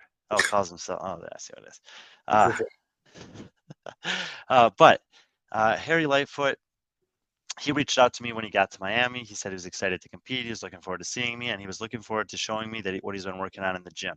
And he did. Absolutely, he did. This is his performances, right? Yep. I mean, and keep in mind, the men's field at Wodapalooza, the depth and talent there is different than the women's field. We talked about that there were 4 at the top and that, but you're talking about 3 times games athletes consecutively that are not making the top 10, that are not making the top 15, guys that are fittest they've ever been, that are missing the top 20. There's, the Brazilian guys that were qualifying to the games that competed well in Dubai, and they're not making the top 20. To finish 12th in this field is great. And Harry actually told me, he goes, after I qualified and I assumed there'd be some invited athletes there, I was like, man, if I have a perfect performance, I can finish inside the top 10. Then when the full list of athletes was announced, which was only announced on Monday before the competition started, he said,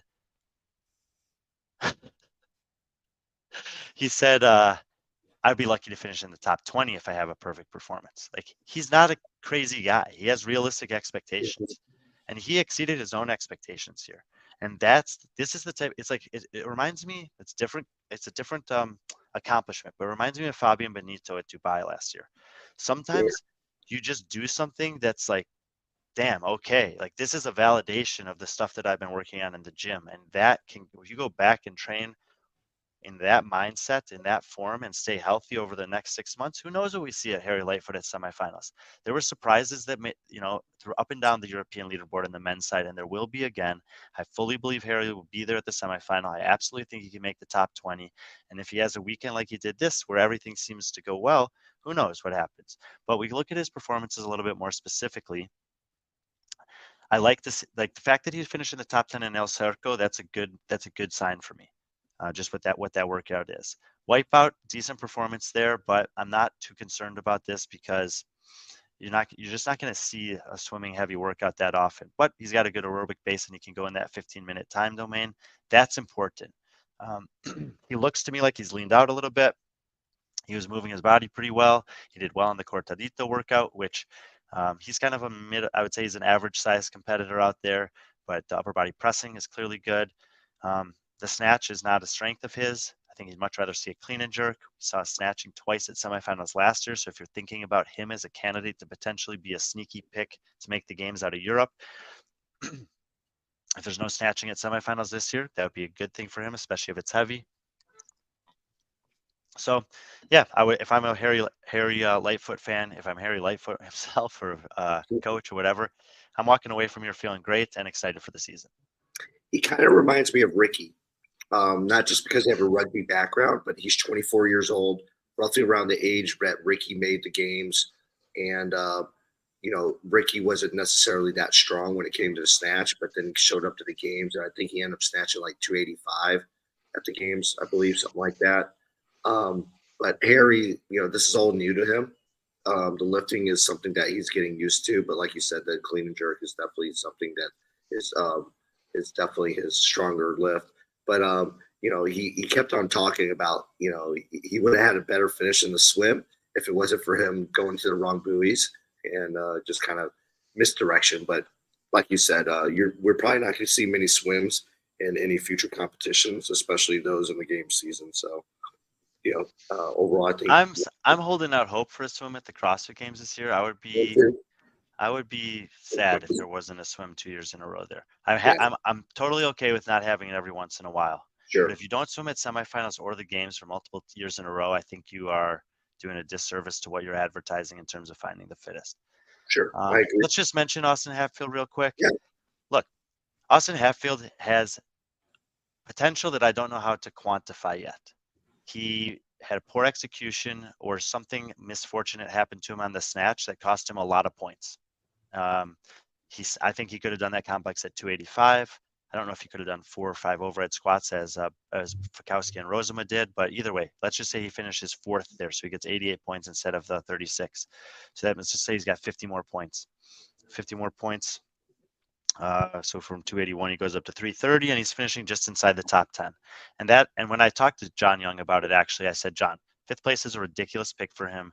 I understand that you might think 14th is a little low. 10th maybe is appropriate. And 10th is probably where his fitness would have yielded him to be here because we didn't know how he would be in the water.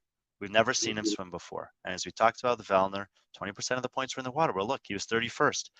He's from rural West Virginia, and he's not that big of a guy. Most of the people that are good at swimming are long and lanky. I mean, I was a competitive swimmer, and I was as good as anyone my size. But as soon as you put a guy that was 6'2" with the same capacity as me, I had no chance. And if he was 6'4", forget it. And and Hatfield's 5'7". I mean, it's really good actually. He's people of that build, Noah Olson, Matt Fraser, Josh Bridges, like Dan Bailey, like he can, even the Panchik brothers aren't that much bigger than him. Obviously, Colton Mearns is smaller than him, and people think about him the same way. But it's like he's got massive, massive, massive potential and upside. But to pick him 5th in this field with a swim that you've never seen him swim before and the body type that he has, and the fact that we talked about it being a high premium of execution on these workouts, and even someone like Roman could suffer from something like that, it just doesn't seem reasonable. How about Sprague swim, beating out Fikowski? Let's talk about James Sprague real quick because I think I'm gonna have dinner with him after this show. Yeah, man, James Sprague. Who was it? I think actually it was Morning Chalk Up. I think Joe sent me this. Morning Chalk Up did an interview with Fikowski, and they interspliced something from Sprague. If you haven't seen it, it's absolutely worth watching. It's really cool. Brent has his own little way about him. James, of course, with all the energy. And look, James, and I said this on the broadcast because I got to call this one for the men's heat. James had told me if I hit 265, I'll be ecstatic. I said this, and he just went nuts on the stage right immediately afterwards. So this is similarly to, I can't remember which woman I was talking about. I think Sydney Wells. Ask her how she went on the snatch. Don't worry about her ranking. It's a 1 rep max snatch complex like this. Like, you can only maximize your potential, and you can't just magically snatch 20 pounds more. So James Sprague, execute there on the snatch and look at everything else. 6'10", 5', 112. I mean, that's a great performance. But the first place on the swim was important for him. 2 years ago against Taylor Self, it was a rowing, swimming, running workout. And I mean, Taylor's got a swimming background just like James does. Taylor and James can both go long, and they're both willing to hurt. And Taylor just edged him out on the runner. And James had told me, he's like, I'm not losing on that runner again. If I get there and I'm close to someone, I'm not losing on the runner. And he didn't. He didn't. And it was a cool battle. It was a great workout. If you didn't watch that heat, go back and watch that heat. They exchanged a little bit. There's some other guys that are in the mix in the first half of the workout. Sprague gets out of the water a little bit before him and has, I would say, one of the more memorable celebrations in recent history. Yeah. Yeah. It was really cool. I texted him that night. I was like, I just watched that. I don't remember. It might have been Wodapalooza's clip of it. I don't know. But I watched it like 10 times over. And I texted him, I could watch this all night. It was just really cool how he tracked down Fikowski on that final swim. And then, him getting on that runner, and just even before it was over, he knew he had it and celebrating. It was really cool. It was really cool to see James just like, I don't know, just succeed and just have some fun out there. Because at the end of the day, Wodapalooza is supposed to be like a fun festival environment. It's always cool when the athletes kind of embrace that as well. And James really fully embodies that. A couple more athletes, and then we'll move on to the teams here for people that just overperformed based on your rankings. We had Lucas. You mentioned him more earlier. Lucas, how do you say his last name? Jose. Whoza, I think. Whoza? Yeah. I mean, he's obviously he's been to the games before. Was he a part of that team that finished third in 2021? Do we know? Janas, I think he was on that team. Yeah. Okay. Yeah. Dude, but he was good, man. He was like, I was impressed. He moved well. He looked, I mean, he didn't snatch great, but everything else, I was really impressed. And I have not seen this guy compete individually ever before, so I had no really pretense to know where to pick him or how to rank him. But once again, just look at the list of people that are around him, and I'm going to say the same thing about Jacob Hart, who you see down there in 20th. Like, these are guys that I didn't know what to expect from. Jacob got invited 2 days before the competition and showed up and finished in the middle of the pack against this field. So it's like similarly to Harry Lightfoot. If you are Lucas Hoyza or a fan of his or a coach of his or Jacob Hart, like, you have to feel amazing about the way this weekend went. I often say that the RX division, we're looking at the elite division. The RX division at Wodapalooza are beasts. If you're finishing in the middle of the pack or better than that in the elite division here, man, like, you can't ask for much more for almost anyone in this field. Yeah. And a shout out to Trayvon Benton. He's a guy that, we talk about like that independent circuit scene, the regional scene in CrossFit. Trayvon's one of those guys who, I wouldn't be surprised if he's not competing at TFX. He probably isn't, but he's one of those guys who loves competing at local competitions, regional competitions. So it's really cool to see him up there at 22. He's just a really good dude. I've had an opportunity to talk to him once or twice. About 10 or 11 spots better than he did last year. And, even just qualifying for this field twice in a row is a great accomplishment. But then to have that, 25% improvement relative to the field, really well done for Trayvon. And he looked good too. Sometimes you see guys and they look a little thicker, pudgier. Sometimes you see them, they look lean and mean. And I would say he looked really, really good this weekend physically and in terms of his performances. Yeah, definitely showed out there. Before we jump on to the team, I want you to kind of maybe talk about the LATAM Cup. You and Lauren obviously had some opportunity to cover it, do play-by-play and some color for it. So what was it? And what is your general reaction to it? Yeah, was cool to be able to cover it. I haven't gotten to South America for any CrossFit competitions yet in my career. I would really am trying to get to 1 or 2 this year. I think there are a few scheduling conflicts that might make that difficult, but I'm hopeful that if not this year, by 2025, I can make 1 or 2 of them like a permanent thing in our schedule. Those competitions basically were qualifiers to Wodapalooza. There's a group of people, the guys who run Madrid, the guys who run Fitland and Black Challenge, and I can't remember all of them. Argentina Throwdown, like these guys all kind of work together to help promote the Spanish-speaking CrossFit community, and in particular here the Latin American, South American CrossFit community. So you see a variety of different nations represented: Mexico, Brazil, Guatemala, and Argentina. And then the women, and I think Colombia down below as well, or no, Costa Rica, excuse me. Anyway, so they all qualified to be here. They all earned the right to be here. They had to do the same number of workouts over slightly, sometimes exactly the same, sometimes a little lighter as the individuals. And this girl, Mariana Meza, was so impressive, man. Nothing worse than a 3rd place the entire time. Paulina Haro has an athlete that we've actually seen compete before. I actually saw, I was watching the LATAM Cup ceremony. I saw Emma Lawson there. And I'm like, Emma, you competed against Paulina before? And she's like, she just kind of smiled. You know, Emma's so quiet. She's like, yep, yeah, we did. And then Jack Farlow was like, hey, 5th place, a lot better than 19th. I was like, Jack, his coach was, I was like, Jack, you were super impressive, man. I got nothing else to say. Great work. So I won't be sleeping on Jack Farlow like this again in the future. I mean, I'm gonna give him some credit for sure after what he did at semifinals and here at Wodapalooza. He's still a young man, but yeah. So that was the women's side.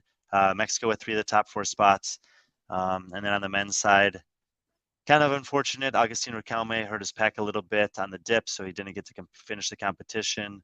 I would have picked Riquelme, Vidal, and probably Roldan Goldbaum as the top 3 guys. But this kid, Alejandro Trios, man, I talked to him before the competition began. I just ran into him and the organizers of, what was it? I don't know if it was Southfit. I think it was Southfit maybe that he qualified through. And I was like, hey, what should I know about you? And he's like, I'm the youngest guy in the field. And his coach is like, call him the scientist. I'm like, what? He's like, yeah, he's in school studying chemistry. Like he's going to graduate later this year. And I was like, okay. And I'm like thinking about all these things. I'm like, he's probably going to be last. He's the youngest guy and he's a chemist. Well, turns out he wasn't last. He was first. He was the most consistent guy across the entire weekend. He had his worst finish at the end, but he was almost out of the I think he couldn't have lost with the number of athletes remaining in the point spread. I think even if he had finished dead last, he would have tied on points with Vinicius Stolben, and he would have beaten him on the tiebreaker because he won 3 events in a row in the middle of the competition. Granted, 2 of them were back-to-back 50-pointers, but either way, the kid was impressive. He had great celebrations. He had great energy. He seemed like, similarly to what I said about Guy, he seemed to be just competing free, having fun, clearly fit. So kind of a new name to keep an eye on potentially coming out of Colombia. In Latin America. And Vinicius Stolben, I have heard of before. He had won the snatch. I think he also won the last workout, bookended event wins on the competition. Goldbaum and Vidal, like I said, I've seen these guys compete. Goldbaum was in the men's elite teams of 3 last year. Vidal was at the semifinals in North America. So, you know, and just a fun competition. You know, you see the variety of different flags here once again. Loud and Live, in their partnership with Wodapalooza, has been a big proponent of the Latin American culture. I hope that this division comes back next year. There were 2 men that didn't start the competition. So, you know, of course, it's not great when you don't have a full field. But either way, I thought it was a great addition, and I hope that we see it again. Let's close off. Well, before we close off, let's talk really quick about the RX women, RX men real quick. If you don't, just really quick. We mentioned before how usually the RX women, the RX, especially on the women's side, is kind of a precursor for maybe success as they progress into their elite individual field. Really no surprise here. Someone that you've seen, someone that we've actually had on the show once or before is Lydia Fish. Just 1 event win, 7 top 5s, pretty impressive. Yeah, Lydia was 2nd place at Crash Crucible. It seems like she, was just a small margin away from winning that competition. We did have an interview with her, so it was fun to get to know her in that way. I mean, the 2 main things are here. If you do well, finish on the podium, in the RX division at Wodapalooza, it's almost always a good indicator of positive things to come in your CrossFit future next year or two. Additionally, as Patrick pointed out this morning, the ages of the podium finishers, what did you say there were? 20, 20, and 17, 19, 20, and 17, something like that? Lydia's 19. Jenny is 21. And Trista Smith, I believe, just turned, she's 16 or 17. She's going to be 18 because she aged out that 16 to 17-year-old. Yeah. So she's 18 now. So the podium here is averaging 19 years old, and it's continuing this trend of young athletes in the female division that are having amazing performances. I looked up Janine Chevary's history. She was 107th in the quarterfinals last year in North America West at 20 years old, and it was a massive improvement compared to the year before, where she was in the 1900s. Obviously, she's super young. I think she's from Canada. She went from 443rd in Canada all the way up to 62nd last year. And who knows? I mean, this is a good competition experience for a 3-day competition. 2 events by day. We can revisit this question from Eduardo. Based on what you've seen, the results will be much different if it was the original events. Yeah, I think I addressed this in terms of my picks. Like, there are certain athletes that I wouldn't have picked to do as well if I knew that there were 40 and 60 strict pull-ups, 60 burpees instead of hang cleans and shoulder to overheads. If I knew that there were strict pull-ups rather than the ability to do kipping gymnastics, absolutely, I would have picked some stuff, and I do think that the results would have changed a little bit. But it's a nature of competition. Sometimes things don't go, as you expected. And in this case, it was the weather that threw those things off. And as we mentioned with the women's side, the best still rose to the top. If you look at the top 4 men and women on both sides of the individual division, it's hard to say those aren't the best 4 of the 5 best athletes in the field in any given set of 5 tests. You have to put Roman in the mix on the men's side. With those other guys, and in the RX division, same thing. These are the athletes that we would expect to be up there. We'll flip over to the men's side here in a second, and it's really similar to the women, where the athletes that finished 1st and 3rd were the guys that I would have picked to finish 1st and 2nd, and there was a guy who slot in the middle, just like Janine did. Jenny, what's her name? Jenny, I believe. Yeah, Jenny, French Canadian Jenny Chevary. Yeah. Riley Humringhouse and Barkley, I think. Was it Barkley? No, I spoke to Brandon Smith, the guy who won this. Look at Humringhouse. He finished with 3 straight event wins. And those events on the last day of competition were disgusting. The intervals workout, and then that workout just beat it in the RX division. The elite division didn't have this. Had double dumbbell burpee clusters. Ugh. Get out of here. Humringhouse, who did Brandon say that he trains with? Out of backcountry, who's backcountry is? Trying to think who's out of backcountry. I'm drawing a blank, but if I think of it, I'll say it. Anyway, Brandon Smith and Max Krieg are both very good guys that I would, they could certainly make a semifinals. Man, to make the semifinals in North America this year as a man is going to be so insane. We used to get like 250 to 280 spots to semifinals a few years ago. The last couple of years we've had 120. They've cut that down to 80. Like, it's crazy. I mean, I don't understand it. If you want to have 40-person semifinals, you should have 3 semifinals in North America. There's too many good guys. The quarterfinals is not well run enough in order to vet that field for 80 guys in North America. Anyway, these guys are good enough to be in a semifinal. Max was about 20th or something at the North America West last year. Brandon Smith's an up-and-comer. So, just some names to always be on the lookout for. Every year at Wodapalooza, I keep track of all the RX athletes that are competing in addition to the elite, just because I know that there's a potential for some of these to kind of make that upward trajectory over the next 2 years. So moving on, we'll just kind of briefly talk about the elite teams. We'll start off with the women, and something to keep note of the team.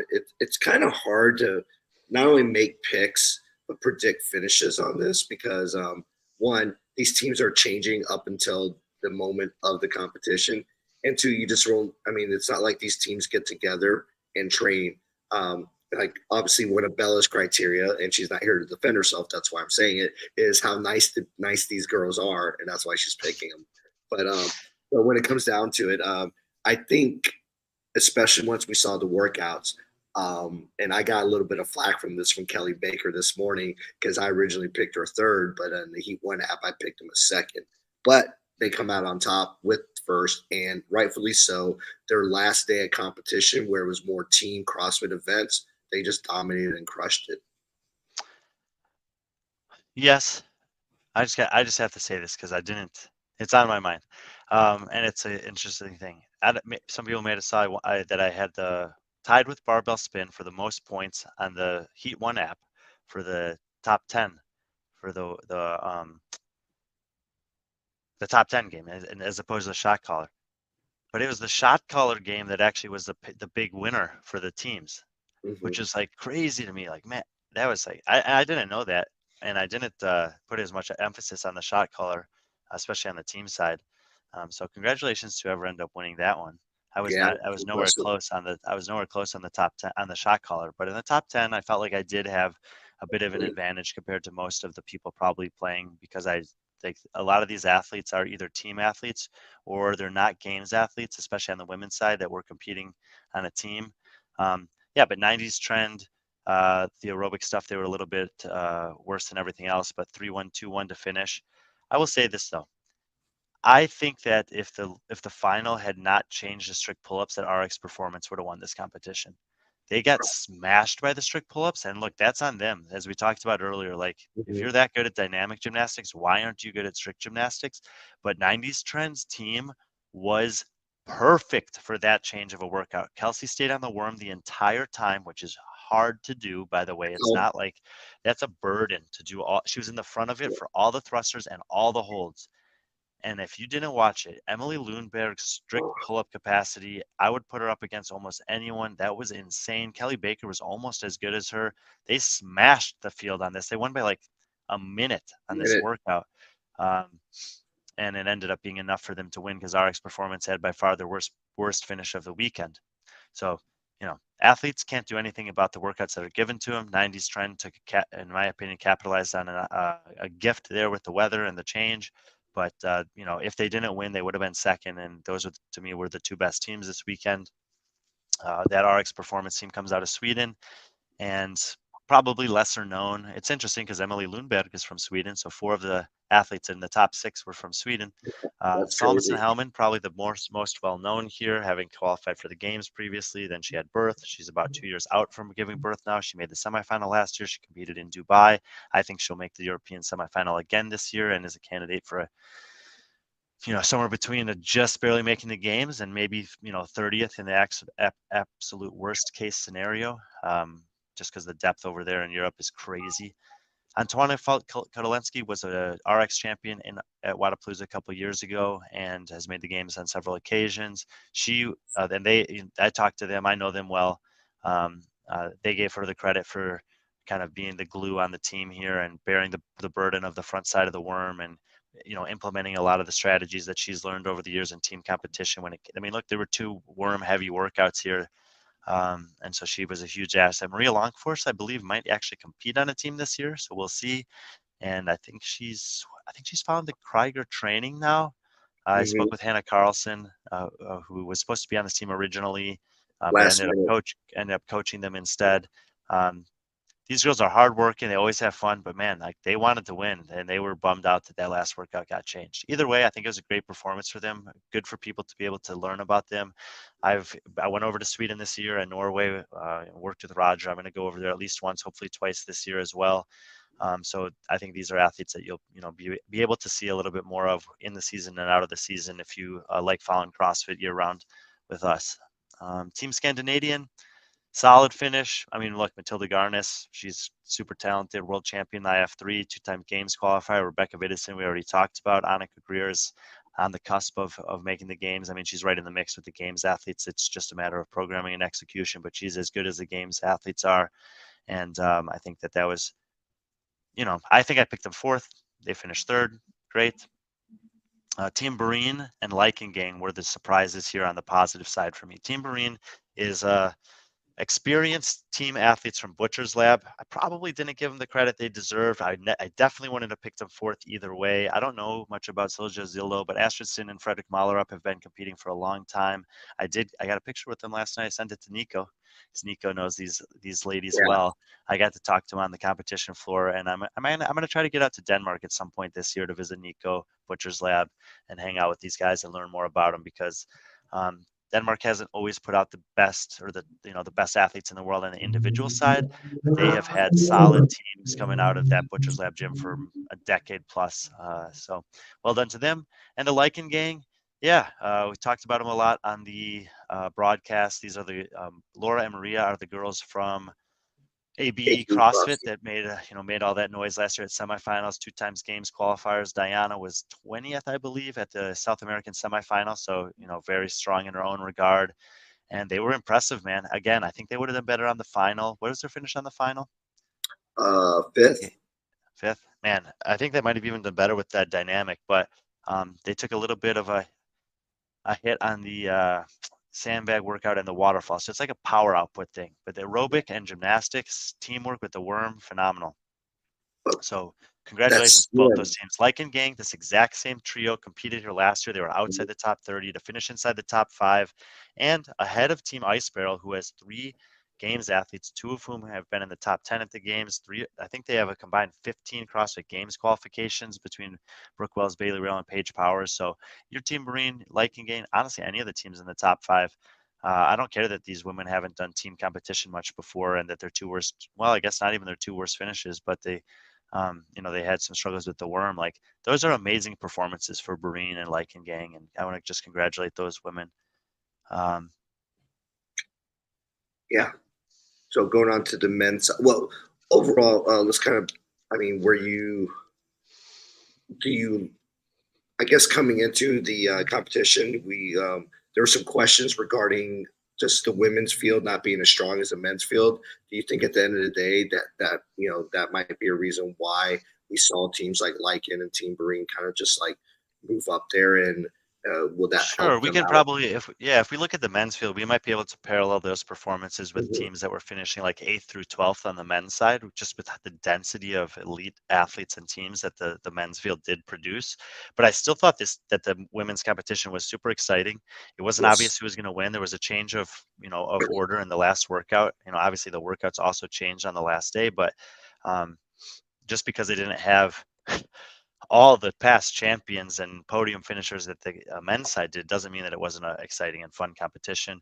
And you know what? It was an opportunity for us to learn more about some athletes that are phenomenal in their parts of the world that don't often get the spotlight on the biggest stages. They can't do anything about who shows up. I think that's probably one of the biggest faults that a lot of people have. And this is one thing that B.Friendly Stats is trying to do from a data perspective, is to approximate the value of the field. So we can say like, hey, we're not holding it against the athletes that no one else showed up to compete here, but we can quantify that this performance against this field of athletes is similar to this performance against this field of athletes. Anyway, those athletes on all the teams there are excellent. They work really hard. A lot of them, as you've heard, have great accomplishments already in their careers, even though they're not podium games athletes, top 10 games athletes on individual side.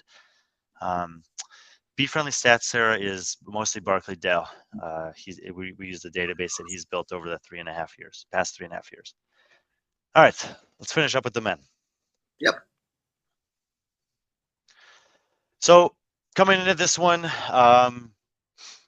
so I think there were a couple withdrawals, but otherwise the top teams were mostly the top teams, and the biggest challenge was the order. I put different picks in Heat 1 app than I did into the picks that I put out there.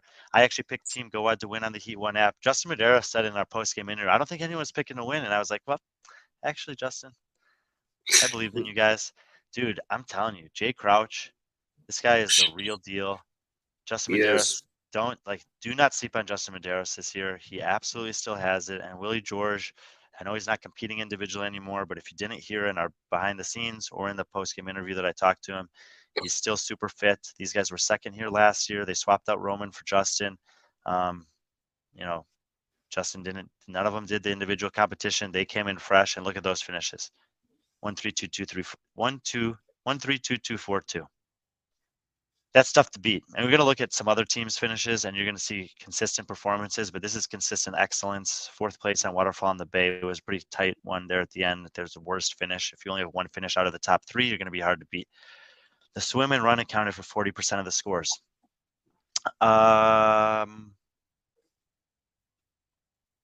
33% of the scores, because it was six workouts instead of 5 workouts on the individual side. But yeah, there was a run.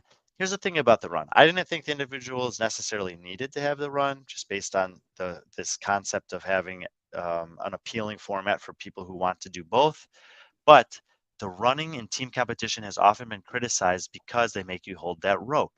And if you're holding the rope and running with 3, 4, 6 people, I don't care how many it is, it's basically just a test of who your worst runner is. While I heard some people say, I thought this was a team competition. How come we're doing a 5K on our own? Why would you do individual lifting tests at the games? Last year they had it was like one person does a back squat, one person does a jerk, one person does a clean or something like that. It's like, well, that's an individual test. And if you look at the sandbag set, that was an individual relay. Waterfall on the Bay was an individual relay. So if you want to test running, why don't you test it in the same format as swimming? I mean, or as lifting, where it's like, hey, if you have a great lifter, they can help the team. If you have a great runner, they can help the team. And that running workout in particular that's what happened. GoWod's team, if you watch our BTS, you'll get some kind of insights into exactly how this played out. Medeiros, Crouch, and George were all within like 20 seconds of each other, really close to 23 minutes each. That 5K run was a hard 5K. A 23-minute run there is more like, I would say, like an 18.5-minute 5K, maybe 19 minutes, something like that. Yeah, it was a bike trail. It was a bike. That's why it's called the bike race. It was actually done on a bike trail. So if you know anything about a bike trail, it's got a lot of obstacles, hills, small hills. It's just you're changing. You just don't have one specific stride. You're constantly changing your stride throughout the whole movement, and that changing in stride is also changing your breathing pattern as well.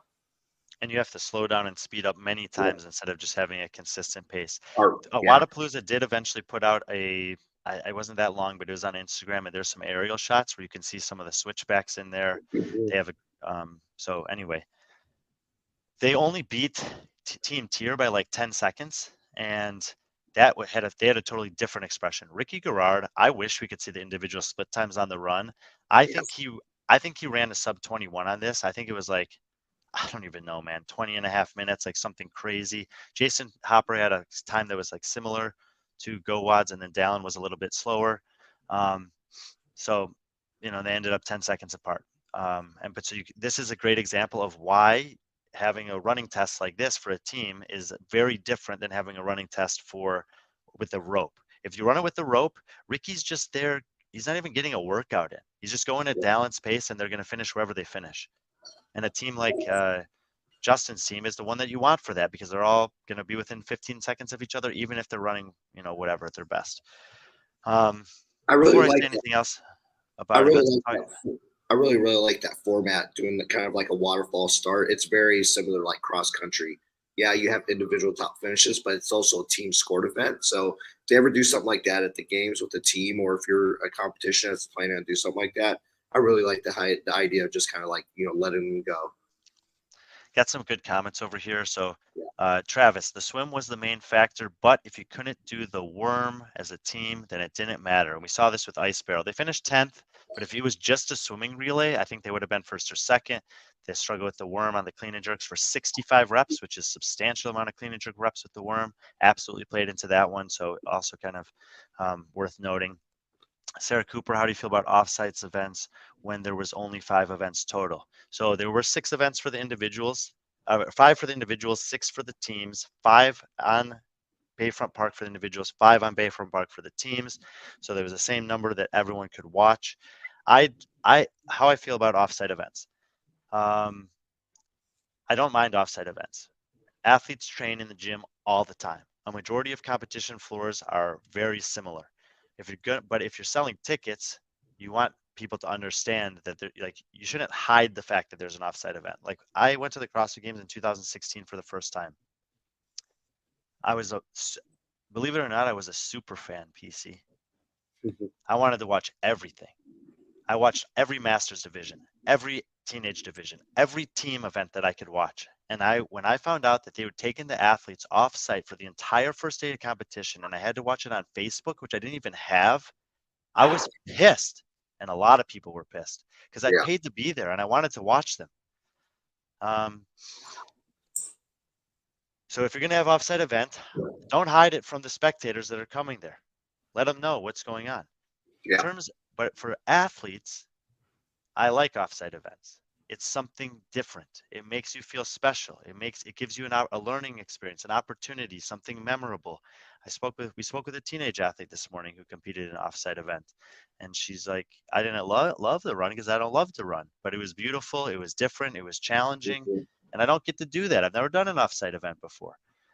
We talked to Sydney Smith when we were there. It was the first time she'd ever done an offsite event, and all of the divisions got to do that.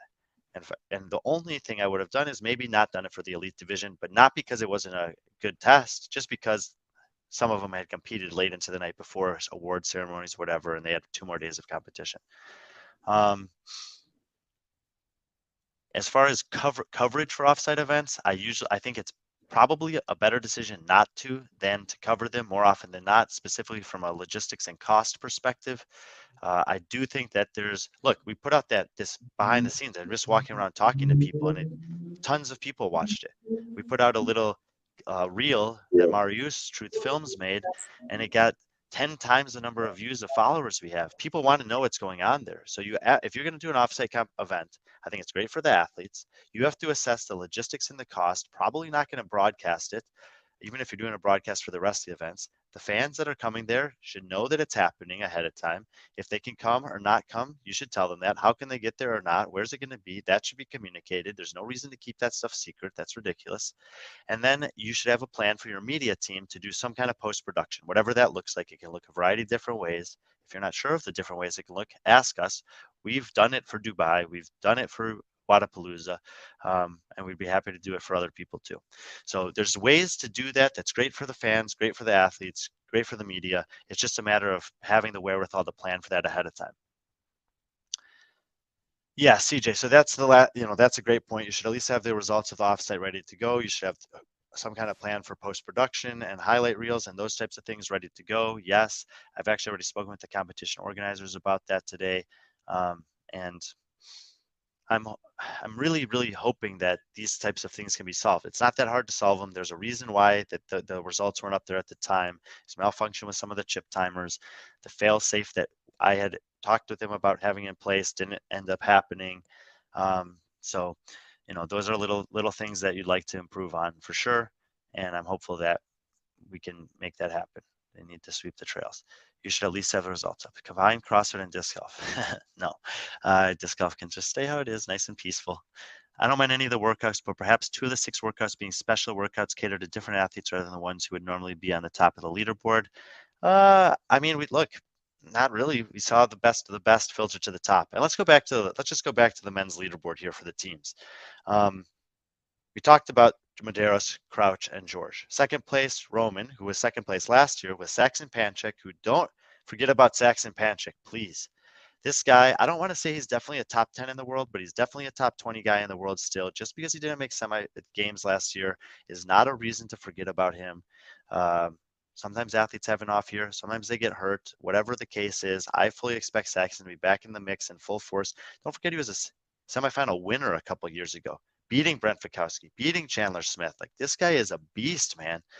Jorge Fernandez, CrossFit Games team champion. Not surprised that he contributed heavily to a team that was able to place on the podium here and beat teams that were comprised of individual athletes. I think I underrated this team. I did underrate this team relative to where they finished, but I had pretty much said, look, the top 5 teams are the top 5 teams. I don't know what order they're going to finish in. Do I think Materos carried the team? I think that having Adam Neifert as a resource was way undervalued for that team. He's about as experienced of a team competitor as you've ever had in the sport. And I know that they were getting some insights from him from afar. Medeiros is the fittest of the three. I would still say that. I know Jay beat him at the games this year, but I would still say that Medeiros is the fitter guy. Just look at his resume over time. It's one-off competition. It's one-off year. He's got multiple games championships, rogue championship. Like you can't discount that. But you can't discount the fact that Willie and Jay are fit either. They worked really well together. If you didn't watch the interview, you could just kind of see, you could just kind of feel it, that they meshed with each other. And they even said as much. Team hombres, however you say it. Hey man, Chandler and Noah extended their streak, and it wasn't easy to do it. We'll look at the teams that they beat. This was great. And Tola Morakino, I had this plan on the interview because I didn't know that they'd already been asked these questions when I got a chance to interview them, and I thought that it was appropriate. Noah and Chandler are synonymous with competing here, but they always compete with Travis Mayer. So I wanted to see how it was for Tola to be here with them. But I really wanted to acknowledge the fact that Tola is the team athlete amongst them. Tola has made a career out of being an elite team athlete in the team division, and his skill set, expertise, experience level should not be undervalued. And, Noah has the home court advantage. Chandler's just, him and Noah together are like lethal, but adding Tola into that mix, like, you can't discount it. And so the fact that they were able to extend the podium streak here, I can't remember. I think I might have picked them third on the Heat 1 app, actually. Mm-hmm. I got 2 out of the 3 podium spots exactly right. And look at that. Nothing worse than 5th, but they were 5th twice. And the team that won was never worse than 4th. Like, that's how good you had to be. That's crazy, man. And these 3 teams were phenomenal. So congratulations to all of them. Working with Annie, I think, really changed the type of athlete Tola is. Yeah, absolutely could have. Tola surrounded himself with good athletes all over the place. He's trained with the Proven Crew, so he's been around Shane and Tia. He's been around Andrea and Taylor. He's put himself in environments that set himself up for success. He looks amazing. His swimming and running is better than I've ever seen before. He's still as strong as an ox. If you saw with that sandbag, it was crazy. He's he needs to be respected. Team tier, what can you say about him? Ricky, Dallin Pepper, Jason Hopper, great performance. We're not going to see anything bad here. In 8th place on Uno Dos Tres. Honestly, it was kind of doing the wall walks in the water affected people differently. I know. Good performance. Just not good enough. And like we said, it was kind of a put 5 teams in a bag and throw them around. But really, it ended up being put 4 teams in a bag and throw them around, because there was a 100-point gap from them down to Tres Leches, which is Vellner's team. I think people were picking them to win. People were picking them second. I think seeing them 5th was a surprise to a lot of people. But I don't really have a justification for it. Maybe the changes to the workouts were in their favor. I don't know. But either way, still 5th place in an incredible field. And strapping young lads, James Sprague, Jack Farlow, Benoit Boulanger. If you don't know Benoit, he's Caroline Lambre's athlete. He's up and comer in Canada for sure. I still think with 40 people, he'll make the semifinals this year, and then we'll take it from there. I think he's a guy who will be better at semifinals than he is in quarterfinals, so I hope he makes it. And Jack Farlow and James Sprague, they were impressive on the individual side, impressive on the team side. They didn't have any standout performances, because pretty much the top 3 teams were the top 3 on everything, but very consistent. And then, I don't know. I could just keep going down the list, but we've been doing this for a while. Yeah. Yes, we have, but just kind of give some shout outs to. There's Pixel Training Cult. I think Conquer Athlete and Omnia. Conquer Athlete, Omnia. These are some teams that are not very, they're very familiar in the team division, and probably not many widely known names on those teams. But for them to compete, finish top 10, 11, against some of these teams that have these individual, well-known elite athletes, I think it says a lot for them, and something to take back, especially if they decide to compete as teams this year. So I just want to throw one name out there. There's a guy on Canadians from the East. Well, 2 of the guys, Marcelo Claricio and Nicholas Gaudreau, finished 33rd and 34th respectively at the North America East semifinal. But Marcelo is only 21 years old. I'm just curious about this guy. That's a pretty good performance in the North America East at 20 years old when he was at the semifinals last year. His team did really well here. You know, Marcelo's got my attention. So I just wanted to kind of throw that out there. Okay, cool. Well, getting 2 hours now. Yeah, for those who are wondering, yes, I have lost my voice. I don't think it's due to sickness. I think it's just the last couple days while Brian's been doing a lot of talking, he's used to it. Part of my job being down here at Wodapalooza was to meet and greet, talk to athletes, talk to fans, talk to future partners, sponsors, and then also doing the podcast. And for those that are tuned in for the live podcast, I actually had to scream a lot because it was pretty loud and not having that internal microphone. So my apologies on my voice, and that's why Brian's taking the lead on this, but he's more well-trained using his voice than I am. So yeah, before we go, again, we want to send a shout out to Strike Movement. Obviously, we appreciate everything they've done for us to make all this possible. I know they're favorites of Brian, and they're a favorite of many people out there. So we have a couple other things that we need that will be coming out that sponsored by Strike Movement. So we're hoping to do more things with them in the future. Again, HCR CBD. If you use code FRIEND20, you get 20% off HCR CBD products. So go to the website and they have just a wealth of products, whether it be for yourself, for recovery, or your dogs. I have some of their stuff for their dogs. They're anti-anxiety. That I give to my dogs because I'm always on the road. They're very anxious. So I'll talk about that more in future episodes. Also want to shout out to the B.Friendly team that made this possible. We mentioned Chad. Bella was there. Obviously Bella's been a great addition to the team, and she deeply apologizes that she couldn't be here for the show. Barkley Dale was on site, again, with B.Friendly staff. And, of course, our content creators. We have to give a shout out to Truth Films. If you aren't following him, he's the one that's cutting all our videos and our reels. And then Raphael's our photographer that we hired out local. He's worked with us at the games and at semifinals. He's an up and comer. So shout out to those guys. None of this coverage is possible without them as well. So much love to them. Much love to all of you guys for tuning in as always. And we appreciate it. We will be back on air tomorrow. We're going to switch direction, and we have a preview show, right, Brian? I think Wednesday. Wednesday? Yeah. What's today? But today's Monday. My days are all messed up. Yeah. So on Wednesday, we'll be back. Do we have a time yet? Oh, I guess we're looking at 1 o'clock Eastern, possibly. Correct. Yeah. 1 o'clock Eastern, we'll come on with our preview show of Fit Us on the Coast, I believe. That's right.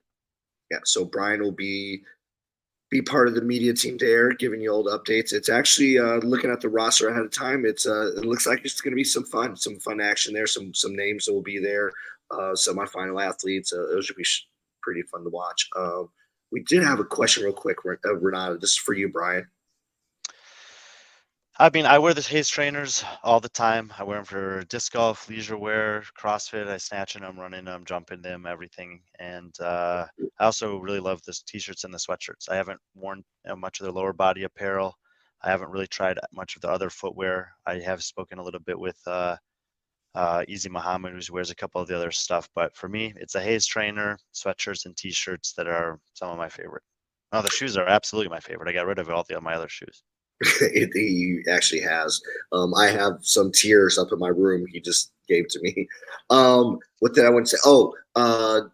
Speaking of Strike Movement, they did drop their latest design, the Transits. If you guys are really big fans of the, I'm trying to think they're almost like a skateboard leisure shoe. They kind of remind me of some of the, trying to remember, I'm drawing a blank, but either way, check them out. They have 3 colorways in those. I definitely am looking forward to maybe getting the camo design. So, but yeah, that's again, yes, Rambler dogs. I love dogs as well. T-Bird, thanks for you. I mean, you've been on. I've seen you on the leaderboard in the Heat 1 app. You did pretty well. So just keep everything. Also, a shout out to Tyler. and this whole Heat One team, they crushed it this weekend. I know Tyler wanted maybe some bigger numbers than that, but I had fun. As someone that plays fantasy football and other fantasy sports, it was just kind of cool. It kind of kept me in the game and just like kind of, and there was a number of people I would talk to, and they're like, "Oh, how you doing?" He went out, so it was kind of cool. So yeah. So shout out to Tyler and the whole Heat One team.